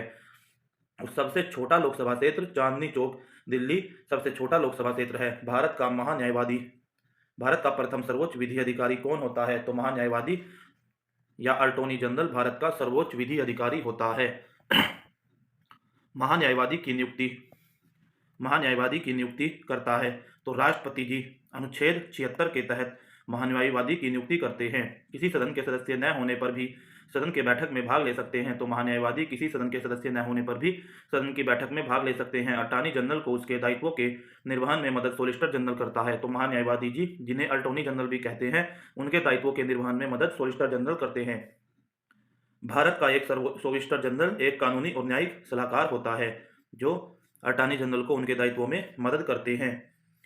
महान्यायवादी के बारे में देखें तो भारत सरकार के सर्वोच्च विधि के सलाहकार होते हैं। इनकी नियुक्ति राष्ट्रपति जी करते हैं। इनकी योग्यता उच्चतम न्यायालय के सुप्रीम कोर्ट के न्यायाधीश नियुक्त होने की योग्यता इनकी होती है। यदि इनके अधिकारों की बात करें तो भारत के सभी न्यायालयों में सुनवाई का अधिकार इन्हें होता है। संसद की कार्यवाही में भाग लेने का अधिकार इन्हें होता है, लेकिन मतदान का अधिकार संसद की कार्यवाही में नहीं होता। राष्ट्रपति के प्रसाद पर्यंत इनका कार्यकाल होता है। राज्य सरकार का प्रथम विधिक सलाहकार होता है तो महाधिवक्ता अनुच्छेद 165 के तहत केंद्र में महान्यायवादी जैसे राज्य में महाधिवक्ता प्रथम विधिक सलाहकार होते हैं। महाधिवक्ता एडवोकेट जनरल की नियुक्ति करते हैं, तो राज्यपाल महाधिवक्ता की नियुक्ति करते हैं। केंद्र में महान्यायवादी की नियुक्ति राष्ट्रपति करते हैं। भारत सरकार के व्यय को नियंत्रित करने की शक्ति है, तो नियंत्रण एवं महालेखा परीक्षक कैग अनुच्छेद 148 के तहत भारत सरकार के व्यय को नियंत्रित करने की शक्ति इन्हें होती है। देश के सार्वजनिक धन का संरक्षक होता है, तो नियंत्रण महालेखा परीक्षक देश के सार्वजनिक धन का संरक्षक होता है। नियंत्रक एवं महालेखा परीक्षक की नियुक्ति करते हैं, तो राष्ट्रपति जी अनुच्छेद 148(1) के तहत नियंत्रण एवं महालेखा परीक्षक कैग की नियुक्ति करते हैं और इनका कार्यकाल नियुक्ति से 6 साल या आयु 65 वर्ष जो भी पहले हो उनका कार्यकाल इतना ही होता है। जैसे अगर बात करें तो कोई 63 वर्ष की उम्र में महालेखा परीक्षक बना है तो 65 वर्ष की उम्र में वह स्वतः ही रिटायर हो जाते हैं। नियंत्रण महालेखा परीक्षक लेखों का लेखा परीक्षण करते हैं, तो राष्ट्रपति एवं राज्यपाल के निवेदन पर अनुच्छेद 151 के तहत नियंत्रण एवं महालेखा परीक्षक लेखों का परीक्षण करते हैं। लोक लेखा समिति को गाइड मित्र मार्गदर्शक नियंत्रण एवं महालेखा परीक्षक कैग ही होते हैं। सर्वोच्च न्यायालय के गठन के विषय में उपबंध किया गया है, तो भाग 5 के अनुच्छेद 124 में सर्वोच्च न्यायालय के गठन के बारे में उपबंध किया गया है। भारत के सर्वोच्च न्यायालय का उद्घाटन 28 जनवरी 1950 को किया गया था। सर्वोच्च न्यायालय को न्यायिक पुनरीक्षण का अधिकार अनुच्छेद 137 के तहत प्रदान होता है। भारत में सर्वोच्च न्यायालय में कुल न्यायाधीश 34 हैं, जिसमें से एक मुख्य न्यायाधीश और 33 अन्य न्यायाधीश हैं। सर्वोच्च न्यायालय के न्यायाधीशों की संख्या में वृद्धि करने की शक्ति संसद को है। मुख्य न्यायाधीश की नियुक्ति राष्ट्रपति जी करते हैं और मुख्य न्यायाधीश का वेतन 2,80,000 है। राष्ट्रपति जी का वेतन 5 लाख, उपराष्ट्रपति जी का 2,80,000, मुख्य न्यायाधीश का 2 लाख, उपराष्ट्रपति का 4 लाख, मुख्य न्यायाधीश का 2,80,000। सर्वोच्च न्यायालय के न्यायाधीश अपना पद त्याग सकते हैं, तो राष्ट्रपति को संबोधित करके सर्वोच्च न्यायालय के न्यायाधीश अपना पद त्याग सकते हैं। सर्वोच्च न्यायालय के न्यायाधीश हटाए जा सकते हैं, तो संसद की सिफारिश पर राष्ट्रपति जी द्वारा सर्वोच्च न्यायालय के न्यायाधीश हटाए जा सकते हैं। सुप्रीम कोर्ट के अन्य न्यायाधीशों को शपथ कौन दिलाता है? तो सुप्रीम कोर्ट के अन्य न्यायाधीशों को शपथ दिलाते हैं। मुख्य न्यायाधीश को शपथ राष्ट्रपति दिलाते हैं और अन्य न्यायाधीशों को शपथ सुप्रीम कोर्ट के मुख्य न्यायाधीश दिलाते हैं। सर्वोच्च न्यायालय के न्यायाधीशों की सेवानिवृत्ति है, तो 65 वर्ष सर्वोच्च न्यायालय सुप्रीम कोर्ट के न्यायाधीशों की सेवानिवृत्ति है। सर्वोच्च न्यायालय के प्रथम मुख्य न्यायाधीश थे, तो हीरा लाल जे कानिया जी सर्वोच्च न्यायालय के मुख्य न्यायाधीश थे। सर्वोच्च न्यायालय अपने दिए हुए फैसले पर पुनर्विचार अनुच्छेद 137 के तहत कर सकता है। संविधान की व्याख्या करने वाला या संरक्षक सर्वोच्च न्यायालय को ही कहा जाता है। सर्वोच्च न्यायालय के न्यायाधीशों का वेतन का निर्धारण संसद द्वारा किया जाता है। सर्वोच्च न्यायालय द्वारा अब तक सबसे बड़ी खंडपीठ 13 न्यायाधीशों की खंडपीठ केशवानंद भारती केस में रखी गई थी, क्योंकि वह संविधान से संबंधित ही मामला था। सर्वोच्च न्यायालय मौलिक अधिकारों की रक्षा अनुच्छेद 32 के तहत करता है। जनहित याचिका प्रस्तुत की जा सकती है। उच्च एवं सर्वोच्च न्यायालय दोनों में ही जनहित याचिका PIL प्रस्तुत की जा सकती है। PIL जनहित याचिका का पूर्ण रूप है। पब्लिक इंटरेस्ट लिटिगेशन PIL जनहित याचिका का पूर्ण रूप है। सर्वप्रथम भारत में उच्च न्यायालय का गठन 1862 में कलकत्ता, बंबई व मद्रास में किया गया था। यदि हम सर्वोच्च न्यायालय या उच्चतम न्यायालय जो अनुच्छेद 124 के तहत गठन होता है उसके बारे में सभी चीज़ें देखें तो गठन की तिथि 20 जनवरी 1950 थी। इसमें न्यायाधीशों की कुल संख्या 34 है, जिसमें से 33 एक मुख्य न्यायाधीश और 33 अन्य न्यायाधीश हैं। न्यायाधीशों की सेवानिवृत्ति की उम्र 65 वर्ष है। न्यायाधीश नियुक्त होने की अर्हता को देखें तो भारत के नागरिक होने चाहिए, उन्होंने हाईकोर्ट या ऐसे 2 या अधिक न्यायालयों में कम से कम 5 वर्ष तक न्यायाधीश रहे हों और हाईकोर्ट या ऐसे 2 या अधिक न्यायालयों में कम से कम 10 वर्ष तक अधिवक्ता रहे हों, राष्ट्रपति की राय में पारंगत विधिवेता हों, भारत के नागरिक हों, उच्च न्यायालय या ऐसे कोई न्यायालय में 5 वर्ष तक जज रहे हों, उच्च न्यायालय या ऐसे किसी न्यायालय में 10 वर्ष तक वकील रहे हों, राष्ट्रपति की राय में पारंगत विधिवेता हों।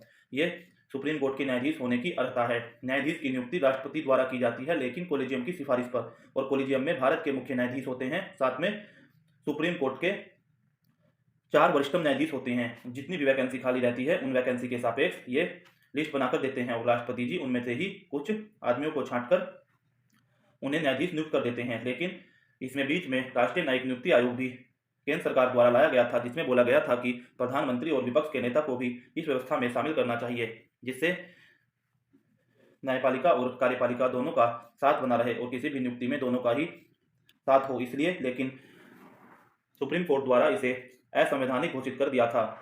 कोलेजियम व्यवस्था ही वर्तमान में प्रचलित है, जिसमें वैकेंसी के सापेक्ष भारत के मुख्य न्यायाधीश और सुप्रीम कोर्ट के ही 4 वरिष्ठतम न्यायाधीश नाम की लिस्ट राष्ट्रपति को सौंपते हैं और राष्ट्रपति को उनमें से ही सिलेक्ट करने पड़ते हैं। वर्तमान में अब हम उच्च न्यायालय को देखेंगे, जो अनुच्छेद 214 के अधीन है। सर्वप्रथम भारत में उच्च न्यायालय का गठन 1862 में कलकत्ता, बंबई एवं मद्रास में किया गया था। वर्तमान में उच्च न्यायालयों की संख्या, हाईकोर्ट की संख्या 25 है। प्रत्येक राज्य में उच्च न्यायालय की व्यवस्था अनुच्छेद 214 के तहत है। उच्च न्यायालय के न्यायाधीशों की नियुक्ति राष्ट्रपति जी करते हैं और त्यागपत्र भी राष्ट्रपति जी को ही हाईकोर्ट के न्यायाधीश देते हैं। उच्च न्यायालयों के न्यायाधीशों की सेवानिवृत्ति 62 वर्ष है। सुप्रीम कोर्ट के 65 वर्ष और हाईकोर्ट के 62 वर्ष। उच्च न्यायालय के न्यायाधीशों को वेतन राज्य के संचित निधि से दिया जाता है।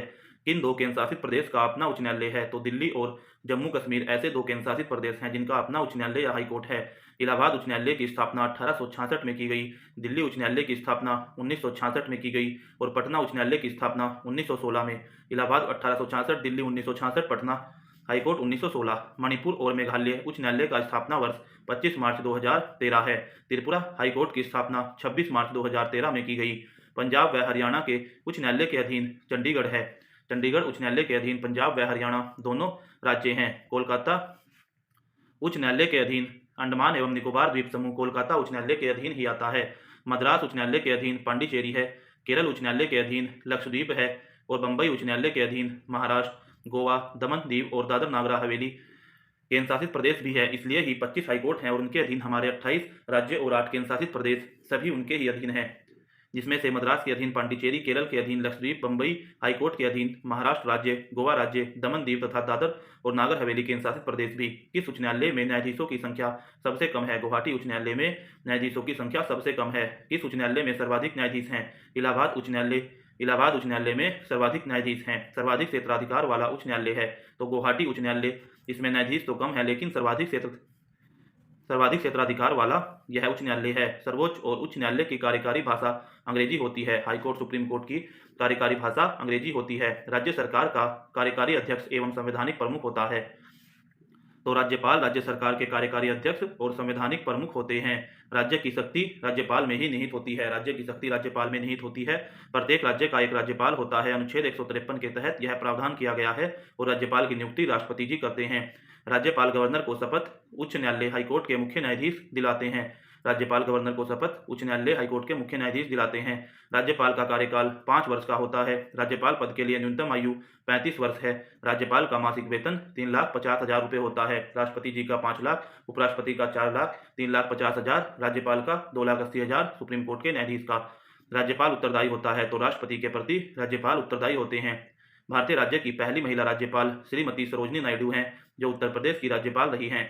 राज्य विधानमंडल के अंग विधान परिषद, विधानसभा और राज्यपाल तीनों से मिलकर राज्य विधानमंडल बनती है। जैसे संसद राष्ट्रपति, लोकसभा और राज्यसभा से मिलकर बनती है, वैसे ही राज्य विधानमंडल विधान परिषद, विधानसभा और राज्यपाल से मिलकर बनता है। लेकिन विधान परिषद केवल 6 राज्यों में ही है, इसलिए इन 6 राज्यों से अलग विधानमंडल, विधानसभा और राज्यपाल को मिलाकर ही बनता है। विधानमंडल का निम्न सदन विधानसभा होता है। जैसे लोकसभा संसद का निम्न सदन है, ऐसे ही विधानमंडल का निम्न सदन विधानसभा है। राज्य विधानमंडल का स्थायी या उच्च सदन विधान परिषद कहलाता है। अनुच्छेद 171 में बताया गया है कि राज्य विधानमंडल का स्थायी या उच्च सदन विधान परिषद है। विधान परिषद तथा विधानसभा के सदस्यों का कार्यकाल क्रमशः 6 वर्ष, विधान परिषद अर्थात एमएलसी का कार्यकाल 6 वर्ष होता है और एमएलए का कार्यकाल 5 वर्ष होता है। विधानसभा या विधायक का कार्यकाल 5 वर्ष होता है। सेम यही संसद में है। राज्यसभा के सदस्यों का 6 वर्ष, लोकसभा के सदस्यों का 5 वर्ष। राज्यपाल की कार्यवाही की वैधता को चुनौती विधानसभा को देने का अधिकार है। राज्य स्तर पर कोई विधेयक धन विधेयक है या नहीं, विधानसभा अध्यक्ष इसका निर्णय करता है। जैसे संसद में लोकसभा अध्यक्ष धन विधेयक का निर्णय करता है, ऐसे ही राज्यपाल विधानसभा में धन विधेयक का निर्णय करता है। विधान परिषद धन विधेयक को रोक सकती है तो 14 दिनों तक केवल विधान परिषद धन को रोक सकती है, धन विधेयक को रोक सकती है। विधान परिषद की स्थापना एवं उन्मूलन का अधिकार संसद को है। अनुच्छेद 169 के तहत विधानसभा संकल्प पारित करके विधान परिषद की स्थापना एवं विधान परिषद को हटा सकती है और यह अधिकार केवल संसद को है। अनुच्छेद 169 के तहत विधानसभा अध्यक्ष अपना त्यागपत्र देते हैं तो उपाध्यक्ष को विधानसभा अध्यक्ष अपना त्यागपत्र देते हैं। राज्य के राज्यपाल की सेवानिवृत्ति की आयु कोई निश्चित नहीं है, यह राष्ट्रपति के प्रसाद पर्यंत होते हैं। गवर्नर द्वारा जारी किया गया अध्यादेश मंजूर किया जाता है तो विधानमंडल द्वारा गवर्नर द्वारा जारी किया गया अध्यादेश मंजूर किया जाता है। जैसे राष्ट्रपति जी का जारी किया हुआ अध्यादेश संसद द्वारा मंजूर करना होता है। यदि हम राज्यपाल के बारे में देखें तो इनके नियुक्ति राष्ट्रपति जी द्वारा की जाती है। इनकी पदावधि कोई निश्चित नहीं है, राष्ट्रपति के प्रसाद पर्यंत होते हैं। इन्हें शपथ ग्रहण उच्च न्यायालय हाईकोर्ट के मुख्य न्यायाधीश कराते हैं या उनका नियुक्त कोई व्यक्ति। और राज्यपाल की अर्हता की बात करें तो भारत का नागरिक हो और 35 वर्ष की आयु पूर्ण कर चुका हो, लाभ के पद पर न हो, केवल ये 3 योग्यताएं ही राज्यपाल की हैं। विधानसभा में अपना राज्यपाल आंग्ल भारतीय सदस्यों का मनोनयन केवल एक होता था। संसद में 2 होते थे, विधानसभा में 1 होता था। वर्तमान में संसद और विधानमंडल दोनों से ही आंग्ल भारतीय एंग्लो इंडियन सदस्यों का प्रावधान समाप्त कर दिया गया है। विधानसभा की न्यूनतम तथा अधिकतम सदस्य संख्या 60 होती है और अधिकतम सदस्य संख्या 500 होती है। विधानसभा की न्यूनतम 60, अधिकतम सदस्य संख्या 500 होती है। लेकिन कुछ अपवाद भी हैं। सिक्किम में केवल 32 सीटें हैं और गोवा तथा मिजोरम में 40 सीटें हैं। इसलिए ये सिक्किम, गोवा और मिजोरम तीनों अपवाद हैं। सिक्किम में 32, गोवा मिजोरम में 40 और न्यूनतम 60 का प्रावधान है, इसलिए सिक्किम, गोवा, मिजोरम अपवाद हैं। विधान परिषद के कितने सदस्य राज्यपाल द्वारा मनोनीत किए जाते हैं? तो 1/6 सदस्य विधान परिषद के राज्यपाल द्वारा मनोनीत किए जाते हैं। राज्य विधान परिषद में सदस्यों की संख्या होती है तो अधिकतम विधानसभा के सदस्यों की 1/3 या कम से कम 40। राज्य विधान परिषद में विधानसभा के सदस्यों की 1/3 या कम से कम 40 सदस्यों की संख्या हो सकती है। और विधान परिषद केवल 6 राज्यों में ही है, जिसमें उत्तर प्रदेश में 100 सीटें हैं, बिहार में 58 सीटें हैं, महाराष्ट्र में 78 सीटें हैं, कर्नाटक में 75 सीटें हैं, आंध्र प्रदेश में 58 सीटें हैं और तेलंगाना में 40 सीटें हैं। और राज्य विधानसभा सीटों की कुल संख्या का 1/3 अधिकतम संख्या हो सकती है और न्यूनतम 40 से कम नहीं होनी चाहिए। राज्य मंत्रिमंडल सामूहिक रूप से किसके प्रति उत्तरदायी होता है? तो विधानसभा के प्रति राज्य मंत्रिमंडल सामूहिक रूप से उत्तरदायी होता है। राज्य विधान परिषद तथा विधानसभा पद के लिए न्यूनतम आयु सीमा है। विधान परिषद के लिए 30 वर्ष और विधानसभा के लिए 25 वर्ष। जैसे संसद में राज्यसभा के लिए 30 वर्ष, लोकसभा के लिए 25 वर्ष। विधानसभा के 2 सत्रों के बीच का अंतराल 6 माह होता है। प्रत्येक राज्य के लिए एक विधानमंडल की व्यवस्था अनुच्छेद 170 के तहत की गई है। अनुच्छेद 170 के तहत प्रत्येक राज्यों के लिए एक विधानमंडल की व्यवस्था की गई है। विधानमंडल में वैसे तो राज्यपाल और विधानसभा आता है, लेकिन जिन 6 राज्यों में विधान परिषद है वहाँ राज्यपाल, विधानसभा और विधान परिषद मिलकर विधानमंडल बनाते हैं। राज्य मंत्रिपरिषद का प्रधान मुख्यमंत्री होते हैं। भारतीय राज्य की पहली महिला मुख्यमंत्री सुचेता कृपलानी जी थी, जो उत्तर प्रदेश की मुख्यमंत्री रही थी। निर्वाचन से संबंधित उपबंध दिया गया है। यदि हम राज्य मंत्रिपरिषद की देखें तो इसके प्रमुख मुख्यमंत्री होते हैं। इसके नियुक्तिकर्ता और शपथ दिलाने वाले दोनों ही राज्यपाल होते हैं। कार्यकाल इनका राज्यपाल के प्रसाद पर्यंत होता है। कोई भी मंत्री बिना सदन का सदस्य बने मंत्री रह सकता है। मुख्यमंत्री सहित कोई भी मंत्री बिना सदन का सदस्य रहे मंत्री रह सकता है, लेकिन अधिकतम 6 माह में विधानसभा या विधान परिषद का सदस्य होने चाहिए। विधान परिषद का मंत्रिपरिषद का आकार राज्य की विधानसभा सदस्यों की कुल संख्या के 15% ही हो सकता है, लेकिन 12 से कम नहीं हो सकता। और मंत्रिपरिषद त्यागपत्र राज्यपाल को सौंपते हैं। निर्वाचन से संबंधित उपबंध दिया गया है तो भाग 15 के अनुच्छेद 324 से 329 में भाग 15 के अनुच्छेद 324 से 329 में निर्वाचन से संबंधित उपबंध दिया गया है। भारत निर्वाचन आयोग की स्थापना 25 जनवरी 1950 को हुई थी। मुख्य निर्वाचन आयुक्त की नियुक्ति राष्ट्रपति जी करते हैं। मुख्य निर्वाचन आयुक्त का कार्यकाल 6 वर्ष या 65 वर्ष की आयु जो भी पहले हो, मुख्य निर्वाचन आयुक्त का कार्यकाल होता है। मुख्य निर्वाचन आयुक्त का वेतन 2,50,000 होता है। मुख्य निर्वाचन आयुक्त का 2,50,000, राष्ट्रपति का 5 लाख, उपराष्ट्रपति का 4 लाख, राज्यपाल का 3,50,000, 2,50,000 मुख्य चुनाव आयुक्त का। मुख्य चुनाव आयुक्त को वेतन भारत की संचत निधि से दिया जाता है। चुनाव आयोग एक स्वतंत्र संवैधानिक संस्था है। चुनाव आयोग स्वतंत्र संवैधानिक संस्था है। सर्वप्रथम आम चुनाव 1951-52 में हुए थे। राजनीतिक दल को राष्ट्रीय दल के रूप में मान्यता निर्वाचन आयोग ही देते हैं। प्रथम मुख्य चुनाव आयुक्त सुकुमार सेन थे। वर्तमान में मुख्य चुनाव आयुक्त राजीव कुमार जी हैं। मतदान की आयु 21 साल से घटाकर 18 साल 61वें संविधान संशोधन 1989 द्वारा मतदान की आयु 21 से हटाकर 18 साल की गई है। राष्ट्रीय मतदाता दिवस 25 जनवरी को मनाया जाता है। चुनाव में मतदाता के फोटो युक्त पहचान पत्र का उपयोग 1993 के चुनाव में पहली बार किया गया था। संविधान का कौन सा अनुच्छेद वोट देने का अधिकार देता है? अनुच्छेद 326 ने हमें वोट देने का अधिकार दिया है। वयस्क मताधिकार की उम्र 18 वर्ष होती है। यदि हम निर्वाचन आयोग की बात करें तो अनुच्छेद 324 में इसका प्रावधान है। मतदान का अधिकार एक विधिक अधिकार है। यह भी महत्वपूर्ण प्रश्न है, कई बार आया हुआ है। निर्वाचन आयोग, केंद्रीय निर्वाचन आयोग चुनाव कराता है जिनमें राष्ट्रपति, उपराष्ट्रपति, लोकसभा, राज्यसभा, विधानसभा, विधान परिषद। राष्ट्रपति, उपराष्ट्रपति, लोकसभा, राज्यसभा, विधानसभा, विधान परिषद के चुनाव ही केंद्रीय निर्वाचन आयोग कराता है। और निर्वाचन आयोग मुख्य निर्वाचन आयुक्त और 2 अन्य निर्वाचन आयुक्त से मिलकर बना है। 3 सदस्यीय निर्वाचन आयोग होता है। इसका कार्यकाल 6 वर्ष या 65 वर्ष। मुख्य निर्वाचन आयुक्त का कार्यकाल 6 वर्ष या 65 वर्ष जो भी पहले होता है। नियुक्ति राष्ट्रपति जी कराते हैं। प्रथम मुख्य निर्वाचन आयुक्त सुकुमार सेन जी थे। प्रथम महिला मुख्य निर्वाचन आयुक्त वी.एस. रमा देवी जी थी। वेतन भत्ते और मुख्य चुनाव आयुक्त के सर्वोच्च न्यायालय के न्यायाधीश के समान होते हैं। मताधिकार की आयु 21 से घटाकर 18 वर्ष 61वें संविधान संशोधन अधिनियम 1988-89 में की गई थी। भारत सरकार द्वारा सामुदायिक विकास योजना की शुरुआत 2 अक्टूबर 1953 को की गई थी। पंचायती राज राज्य सूची का विषय है। पंचायती राज राज्य सूची का विषय है। 11वीं अनुसूची पंचायती राज से ही संबंधित है। पंचायती राज का उल्लेख भाग 9 में अनुच्छेद 243 कै से 243 अण् तक किया गया है। पंचायती राज का उल्लेख भाग 9 में अनुच्छेद 243 कै से 243 अण् तक किया गया है।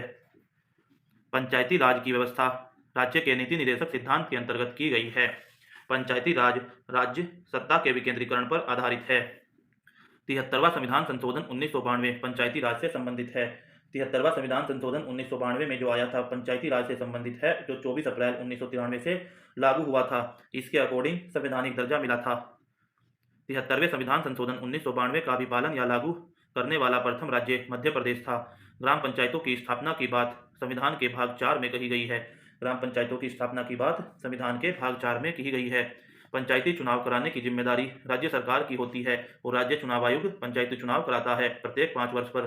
भारत में त्रिस्तरीय पंचायती व्यवस्था की सिफारिश बलवंत राय मेहता समिति ने की थी।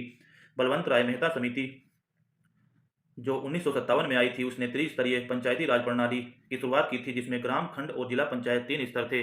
त्रिस्तरीय प्रणाली में ग्राम पंचायत, खंड पंचायत और जिला पंचायत आती है। पंचायती राज की सबसे छोटी इकाई ग्राम पंचायत है। पंचायत स्तर पर राज्य सरकार का प्रतिनिधित्व ग्राम सेवक करते हैं। ब्लॉक स्तर पर पंचायत प्रशासनिक अधिकरण, ब्लॉक स्तर पर पंचायत समिति है। प्रशासनिक अधिकरण राज्य सरकारों का ग्राम पंचायतों को संगठित करने का निर्देश अनुच्छेद 40 के तहत दिया गया है। यदि हम ग्राम पंचायत, खंड पंचायत और जिला पंचायत को देखें तो ग्राम पंचायत के हमारे राजनीतिक प्रमुख प्रधान होते हैं और मेंबर या सदस्य इनके सदस्य होते हैं, और हमारा प्रशासनिक प्रमुख वीडीओ या बीपीडीओ होता है। यदि खंड स्तर पर ब्लॉक पंचायत की बात करें तो इसके राजनीतिक प्रमुख ब्लॉक प्रमुख होते हैं। ब्लॉक प्रमुख और उप प्रमुख का चुनाव बीडीसी करते हैं, जो खंड पंचायत के सदस्य होते हैं, और इनके प्रशासनिक प्रमुख BDO block development officer PCS का पद होता है। बीडीओ इसका सचिव होता है या प्रशासनिक प्रमुख होता है ब्लॉक पंचायत का। अब हम जिला पंचायत पर चलते हैं तो जिला पंचायत अध्यक्ष राजनीतिक प्रमुख होता है। जिला पंचायत अध्यक्ष राजनीतिक प्रमुख होता है और जिला पंचायत सदस्य जिला पंचायत के सदस्य होते हैं। साथ में प्रशासनिक प्रमुख की बात करें तो सीडीओ चीफ डेवलपमेंट ऑफिसर जिला पंचायत का सचिव या प्रशासनिक प्रमुख होता है। सर्वप्रथम पंचायती राज व्यवस्था 2 अक्टूबर 1959 को नागौर राजस्थान में लागू की गई थी। जवाहरलाल नेहरू जी द्वारा 2 अक्टूबर 1959 को राजस्थान के नागौर जिले से जवाहरलाल नेहरू द्वारा पंचायती राज प्रणाली लागू की गई थी। पंचायती राज व्यवस्था का वास्तुकार या शिल्पकार बलवंत राय मेहता जी को कहा जाता है। इन्होंने 1957 में ग्राम, खंड और जिला स्तर 3 स्तरीय पंचायती राज प्रणाली का सुझाव दिया था। द्विस्तरीय पंचायती राज की सिफारिश अशोक मेहता ने 1977 में दी थी। इन्होंने खंड पंचायत और जिला पंचायत ही कहा था। इन्होंने ग्राम पंचायत को इसमें से हटा लिया था। पंचायती राज दिवस 24 अप्रैल को मनाया जाता है। 24 अप्रैल को पंचायती राज दिवस मनाया जाता है क्योंकि 73वां संविधान संशोधन अधिनियम 1992 में जो आया था, पंचायतों को संवैधानिक दर्जा देने हेतु 24 अप्रैल 1993 से हुई यह लागू हुआ था, इसलिए 24 अप्रैल को पंचायती राज दिवस मनाया जाता है। यदि हम पंचायती राज के बारे में देखें तो बलवंत राय मेहता समिति की सिफारिश पर पंचायती राज प्रणाली शुरू की गई थी। इन ग्राम, खंड और जिला स्तर 3 स्तर पे है। पंचायती राज प्रणाली में कुल 29 विषय हैं। 2 अक्टूबर 1959 को राजस्थान के नागौर जिले से जवाहरलाल नेहरू जी द्वारा पंचायती राज प्रणाली शुरू की गई। इसे संवैधानिक दर्जा 73वें संविधान संशोधन अधिनियम 1992 द्वारा दिया गया था, जो 24 अप्रैल 1993 से लागू हुआ था। पंचायती राज की प्रमुख समितियों को देखें तो सबसे पहले बलवंत राय मेहता समिति आई 1957 में। इसने प्रमुख सुझाव दिया कि त्रिस्तरीय पंचायती राज प्रणाली होनी चाहिए, जिसमें ग्राम, खंड और जिला पंचायत 3 स्तर होंगे। अशोक मेहता समिति 1977 में आई। इसने प्रमुख सुझाव दिए कि द्विस्तरीय पंचायती राज सम्मिलित प्रणाली होनी चाहिए, जिसमें ग्राम पंचायत न होकर खंड पंचायत और जिला पंचायत ही होनी चाहिए। जी वी केशव समिति 1985 में आई। इसने कहा ग्रामीण विकास गरीबी उन्मूलन कार्यक्रम की समीक्षा के लिए यह समिति आई थी। जिला परिषद को लोकतांत्रिक विकेंद्रीकरण में महत्वपूर्ण स्थान देने और पंचायती राज संस्थाओं में नियमित चुनाव की मांग जी वी केशव समिति 1985 ने की थी। लक्ष्मी मल सिंघवी समिति 1986 में आई थी। पंचायती राज को संवैधानिक दर्जा इसी समिति की सिफारिश पर दिया गया था और पी के थुंगन समिति 1988 में आई थी। पंचायती राज के बारे में देखें तो राज्य निर्वाचन आयोग इसका चुनाव कराता है। सदस्य बनने की न्यूनतम आयु 21 वर्ष है। मेंबर या प्रधानमंत्री की न्यूनतम आयु 21 वर्ष है। सभी स्तरों पर महिलाओं के लिए आरक्षित सीटें 1/3 है। कार्यकाल 5 वर्ष का होता है। वित्त की सिफारिश राज्य वित्त आयोग करते हैं और रिक्त सीट पर चुनाव 6 माह के भीतर कराना अनिवार्य है। वर्तमान में नागालैंड, मिजोरम और मेघालय में पंचायती राज संस्था नहीं है। नगर पालिका का वर्णन है तो भाग 9 कै नगर पालिका का वर्णन है। भाग 9 कै में अनुच्छेद 243 से 243 ZG तक नगर पालिका का वर्णन है। नगर पालिकाओं को संवैधानिक दर्जा 74वें संविधान संशोधन 1992 द्वारा नगर पालिकाओं को संवैधानिक दर्जा दिया गया है। 12वीं अनुसूची नगर पालिका से संबंधित है। नगर पालिकाओं को 12वीं अनुसूची में कुल कितने विषयों की सूची प्रदान की गई है तो 18 विषयों की सूची प्रदान की गई है। नगर पालिका को शहरी स्थानीय स्वशासन के रूप में जाना जाता है। स्थानीय स्वशासन राज्य सूची का विषय है। स्थानीय स्वशासन का जनक लॉर्ड रिपन है। स्थानीय स्वशासन के जनक लॉर्ड रिपन है। स्थानीय स्वशासन सर्वप्रथम सन 1882 में लॉर्ड रिपन द्वारा प्रारंभ किया गया था। नगर निगम की स्थापना सर्वप्रथम 1687-88 में मद्रास में की गई थी। नगर निगम की स्थापना सर्वप्रथम 1687-88 में मद्रास में की गई थी। मुंबई और कोलकाता प्रेसिडेंसी में नगर निगम स्थापित 1726 में की गई थी। 1726 में मुंबई तथा कोलकाता प्रेसिडेंसी में नगर निगम स्थापित किए गए थे। नगर पालिका के प्रधान होते हैं तो नगर पालिका का प्रधान अध्यक्ष या चेयरमैन होते हैं। नगर निगम के अध्यक्ष महापौर या मेयर होते हैं। मेयर बनने हेतु न्यूनतम आयु सीमा 30 वर्ष है। वित्त आयोग के गठन का प्रावधान अनुच्छेद 280 में प्रत्येक 5 वर्ष पर किया जाता है और प्रथम वित्त आयोग का गठन 1951 में हुआ था। प्रथम वित्त आयोग के सदस्य केसी नियोगी जी हैं। वर्तमान में 15वां वित्त आयोग है। इसके सदस्य डॉक्टर NK सिंह हैं। वर्तमान में 15वां वित्त आयोग है। इसके सदस्य डॉक्टर NK सिंह हैं जो 2020 से 25 के लिए निर्धारित किया गया है। 16वां वित्त आयोग की भी घोषणा हो गई है। 2026 से 30 तक जो कार्य करेगा अरविंद पनगड़िया जी को इसका अध्यक्ष बनाया गया है। 15वें वित्त आयोग की अवधि 2020 से 25 है। छठे वित्त आयोग जिसके अरविंद पनगड़िया जी को अध्यक्ष बनाया गया है इसकी अवधि 2026 से 30 है। केंद्र राज्य के मध्य वित्त कर का निर्धारण वित्त आयोग करता है। राज्य वित्त आयोग एक संवैधानिक संस्था है। लोक सेवा आयोग की स्थापना 1926 में हुई थी। यदि वित्त आयोग के बारे में ही बात करें तो अनुच्छेद 280 के तहत इसका गठन किया गया है। राष्ट्रपति जी द्वारा प्रत्येक 5 वर्ष पर गठन किया जाता है। यह अपनी रिपोर्ट भी वित्त आयोग अपनी रिपोर्ट भी राष्ट्रपति को सौंपते हैं लेकिन राष्ट्रपति को इनकी सलाह मानना बाध्यकारी नहीं है। वित्त आयोग का कार्य सुझाव देना है जिसमें संघ और राज्य के मध्य करों में बंटवारा करने के संबंध में तथा राज्यों को अनुदान सहायता के संबंध में संघ और राज्य के मध्य करों के बंटवारा करने के संबंध में सलाह देता है और राज्यों को अनुदान सहायता ग्रांट देने के संबंध में वित्त आयोग सलाह देता है। वित्त आयोग के अध्यक्षों की बात करें तो पहला वित्त आयोग केसी नियोगी इसके अध्यक्ष थे। 15वां वित्त आयोग NK पनगड़िया जी इसके अध्यक्ष थे जो 2020 से 25 के लिए गठित किया गया है और 16वां वित्त आयोग 2026 से 30 के लिए जिसकी घोषणा हुई है अरविंद पनगड़िया जी इसके सदस्य हैं, इसके अध्यक्ष हैं। यदि वित्त आयोग की संरचना को देखें तो एक अध्यक्ष और 4 सदस्य इसमें होते हैं। कुल 5 सदस्य यह वित्त आयोग है। संघ लोक सेवा आयोग के सदस्यों 10 सदस्य होते हैं। इनकी नियुक्ति 6 वर्ष के लिए राष्ट्रपति जी करते हैं। प्रथम परिसीमन आयोग का गठन 1952 में किया गया था। जनगणना के बाद निर्वाचन क्षेत्रों को पुनः विभाजित करने के लिए अनुच्छेद 82 के तहत परिसीमन होता है और प्रथम परिसीमन आयोग का गठन 1952 में हुआ था। लघु संविधान या मिनी कॉन्स्टिट्यूशन 42वें संविधान संशोधन 1976 42 कॉन्स्टिट्यूशन अमेंडमेंट 1976 को लघु संविधान या मिनी कॉन्स्टिट्यूशन कहा जाता है। राष्ट्रीय सुरक्षा कानून रासुका 1980 में पारित हुआ था। सर्वप्रथम गैर कांग्रेसी सरकार का गठन केरल में 1957 में हुआ था। अनुसूचित जाति या जनजाति को आरक्षण सुविधा 8वें संविधान संशोधन 1959 द्वारा SC और ST को आरक्षण सुविधा दी गई है। प्रसार भारती अधिनियम 15 सितंबर 1997 को लागू हुआ है। भारत में अंतर्राज्य परिषद का गठन मई 1990 में अंतर्राज्य परिषद का गठन अनुच्छेद 263 के तहत किया गया है। सरकारिया आयोग का गठन जून 1983 में सरकारिया आयोग का गठन किया गया था। केंद्र तथा राज्यों संबंधों की समीक्षा हेतु सरकारिया आयोग का गठन जून 1983 में किया गया था। जम्मू कश्मीर को विशेष राज्य का दर्जा अनुच्छेद 370 के तहत दिया गया था।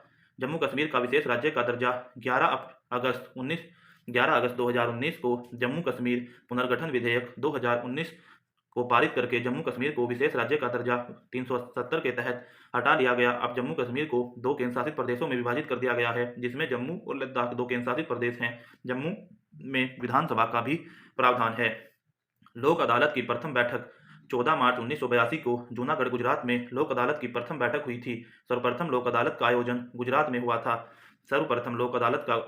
गुजरात में हुआ था। भारत में आकस्मिक निधि की गठन 1950 में भारत में आकस्मिक निधि का गठन हुआ था। पहला लोकायुक्त राजस्थान में नियुक्त हुए हैं। काका कालेलकर आयोग का गठन 1953 में हुआ था। समान नागरिक सुविधा कॉमन सिविल कोड लागू करने वाला एकमात्र राज्य वर्तमान तक गोवा था लेकिन अब उत्तराखंड बनने वाला है। नागरिकों के लिए एक समान सिविल संहिता अनुच्छेद 44 में है, जो नीति निर्देशक तत्वों के अंतर्गत रखी गई है। धारा 302 का संबंध हत्या से है। धारा 307 का संबंध हत्या की कोशिश से है। सूचना के अधिकार अधिनियम को राष्ट्रपति की स्वीकृति 15 जून 2005 को मिली थी। सूचना के अधिकार अधिनियम को राष्ट्रपति की स्वीकृति 15 जून 2005 को मिली थी। सूचना का अधिकार एक विधिक अधिकार है। यह प्रश्न भी कई बार आता है, इसलिए सूचना का अधिकार एक विधिक अधिकार है। मतदान का अधिकार एक विधिक अधिकार है। सूचना के अधिकार की परिपाटी में अग्रणी व्यक्ति अरुणा राय हैं। सूचना के अधिकार की परिपाटी में अग्रणी व्यक्ति सूचना राय हैं। यदि हम कुछ महत्वपूर्ण बिल्कुल नए संवैधानिक संशोधनों को देखें तो जो हमारे परीक्षा की दृष्टि से महत्वपूर्ण होते हैं, तो उनमें हम 100 संविधान संशोधन के बाद के देखते हैं। तो 100वां संविधान संशोधन जो 2015 में आया था, भारत बांग्लादेश के मध्य भूभाग हस्तांतरण को लेकर था। 101वां संविधान संशोधन जो 2016 में आया था, विभिन्न अप्रत्यक्ष करों इनडायरेक्ट टैक्स के स्थान पर एक देश एक कर प्रणाली वस्तु एवं सेवा कर जीएसटी की शुरुआत 101वां संविधान संशोधन 2016 के तहत की गई थी। 102वां संविधान संशोधन 2018 में राष्ट्रीय पिछड़ा वर्ग को संवैधानिक दर्जा इसके तहत ही दिया गया था। राष्ट्रीय पिछड़ा वर्ग को संवैधानिक दर्जा 102वें संविधान संशोधन 2018 के तहत ही दिया गया। 103वां संविधान संशोधन 2019 में आया था। इसमें आर्थिक रूप से कमजोर वर्ग ईडब्ल्यूएस के लिए नौकरियों एवं शैक्षणिक संस्थानों में 10% आरक्षण का प्रावधान 103वें संविधान संशोधन 2019 के तहत किया गया है। 104वें संविधान संशोधन 2019 में लोकसभा एवं राज्य विधानसभाओं में अनुसूचित जाति एवं जनजाति SC/ST के लिए सीटों के आरक्षण को अगले 10 वर्ष 2030 के लिए बढ़ाया गया है। साथ ही लोकसभा एवं राज्य विधानसभाओं में लोकसभा में जो 2 एंग्लो इंडियन और राज्य विधानसभाओं में जो 1 एंग्लो इंडियन का प्रावधान था, वह प्रावधान समाप्त कर दिया गया है। तो 104वें संशोधन अधिनियम 2019 में SC/ST को आरक्षण 10 वर्ष के लिए लोकसभा राज्य विधानसभा में बढ़ा दिया गया है और एंग्लो इंडियन का प्रावधान लोकसभा और राज्य विधानसभाओं से समाप्त कर दिया गया है। 105वां संशोधन अधिनियम देखें तो राज्यों को सामाजिक एवं शैक्षणिक रूप से पिछड़े वर्ग की पहचान करने एवं सूची बनाने का अधिकार पुनः दिया गया था। राज्यों से यह अधिकार 102वें संविधान संशोधन द्वारा छीन लिया गया था। 102वां संविधान संशोधन जो 2018 में आया था, उसमें ओबीसी को संवैधानिक दर्जा दिया गया था, लेकिन ओबीसी निर्धारण का अधिकार राज्य से लेकर केंद्र ने अपने हाथ में ले लिया था। लेकिन 105वें संशोधन अधिनियम 2021 के अनुसार राज्यों को यह अधिकार दिया गया है कि अब सामाजिक एवं शैक्षणिक रूप से पिछड़े वर्ग की पहचान करने का अधिकार राज्य को ही है।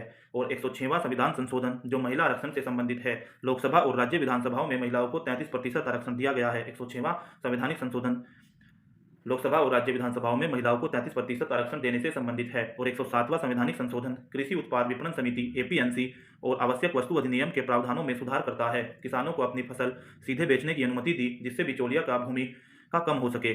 तो ये हमारे प्रमुख संवैधानिक संशोधन थे। यह बहुत ही कम समय में, इससे ज़्यादा शॉर्ट कुछ नहीं हो सकता, इसलिए आपको इसको 2 से 3 बार रिवाइज करना है और एग्जाम से पहले एक अच्छे कॉन्फिडेंस के साथ एग्जाम में जाना है। जय हिंद, जय भारत, जय उत्तराखंड।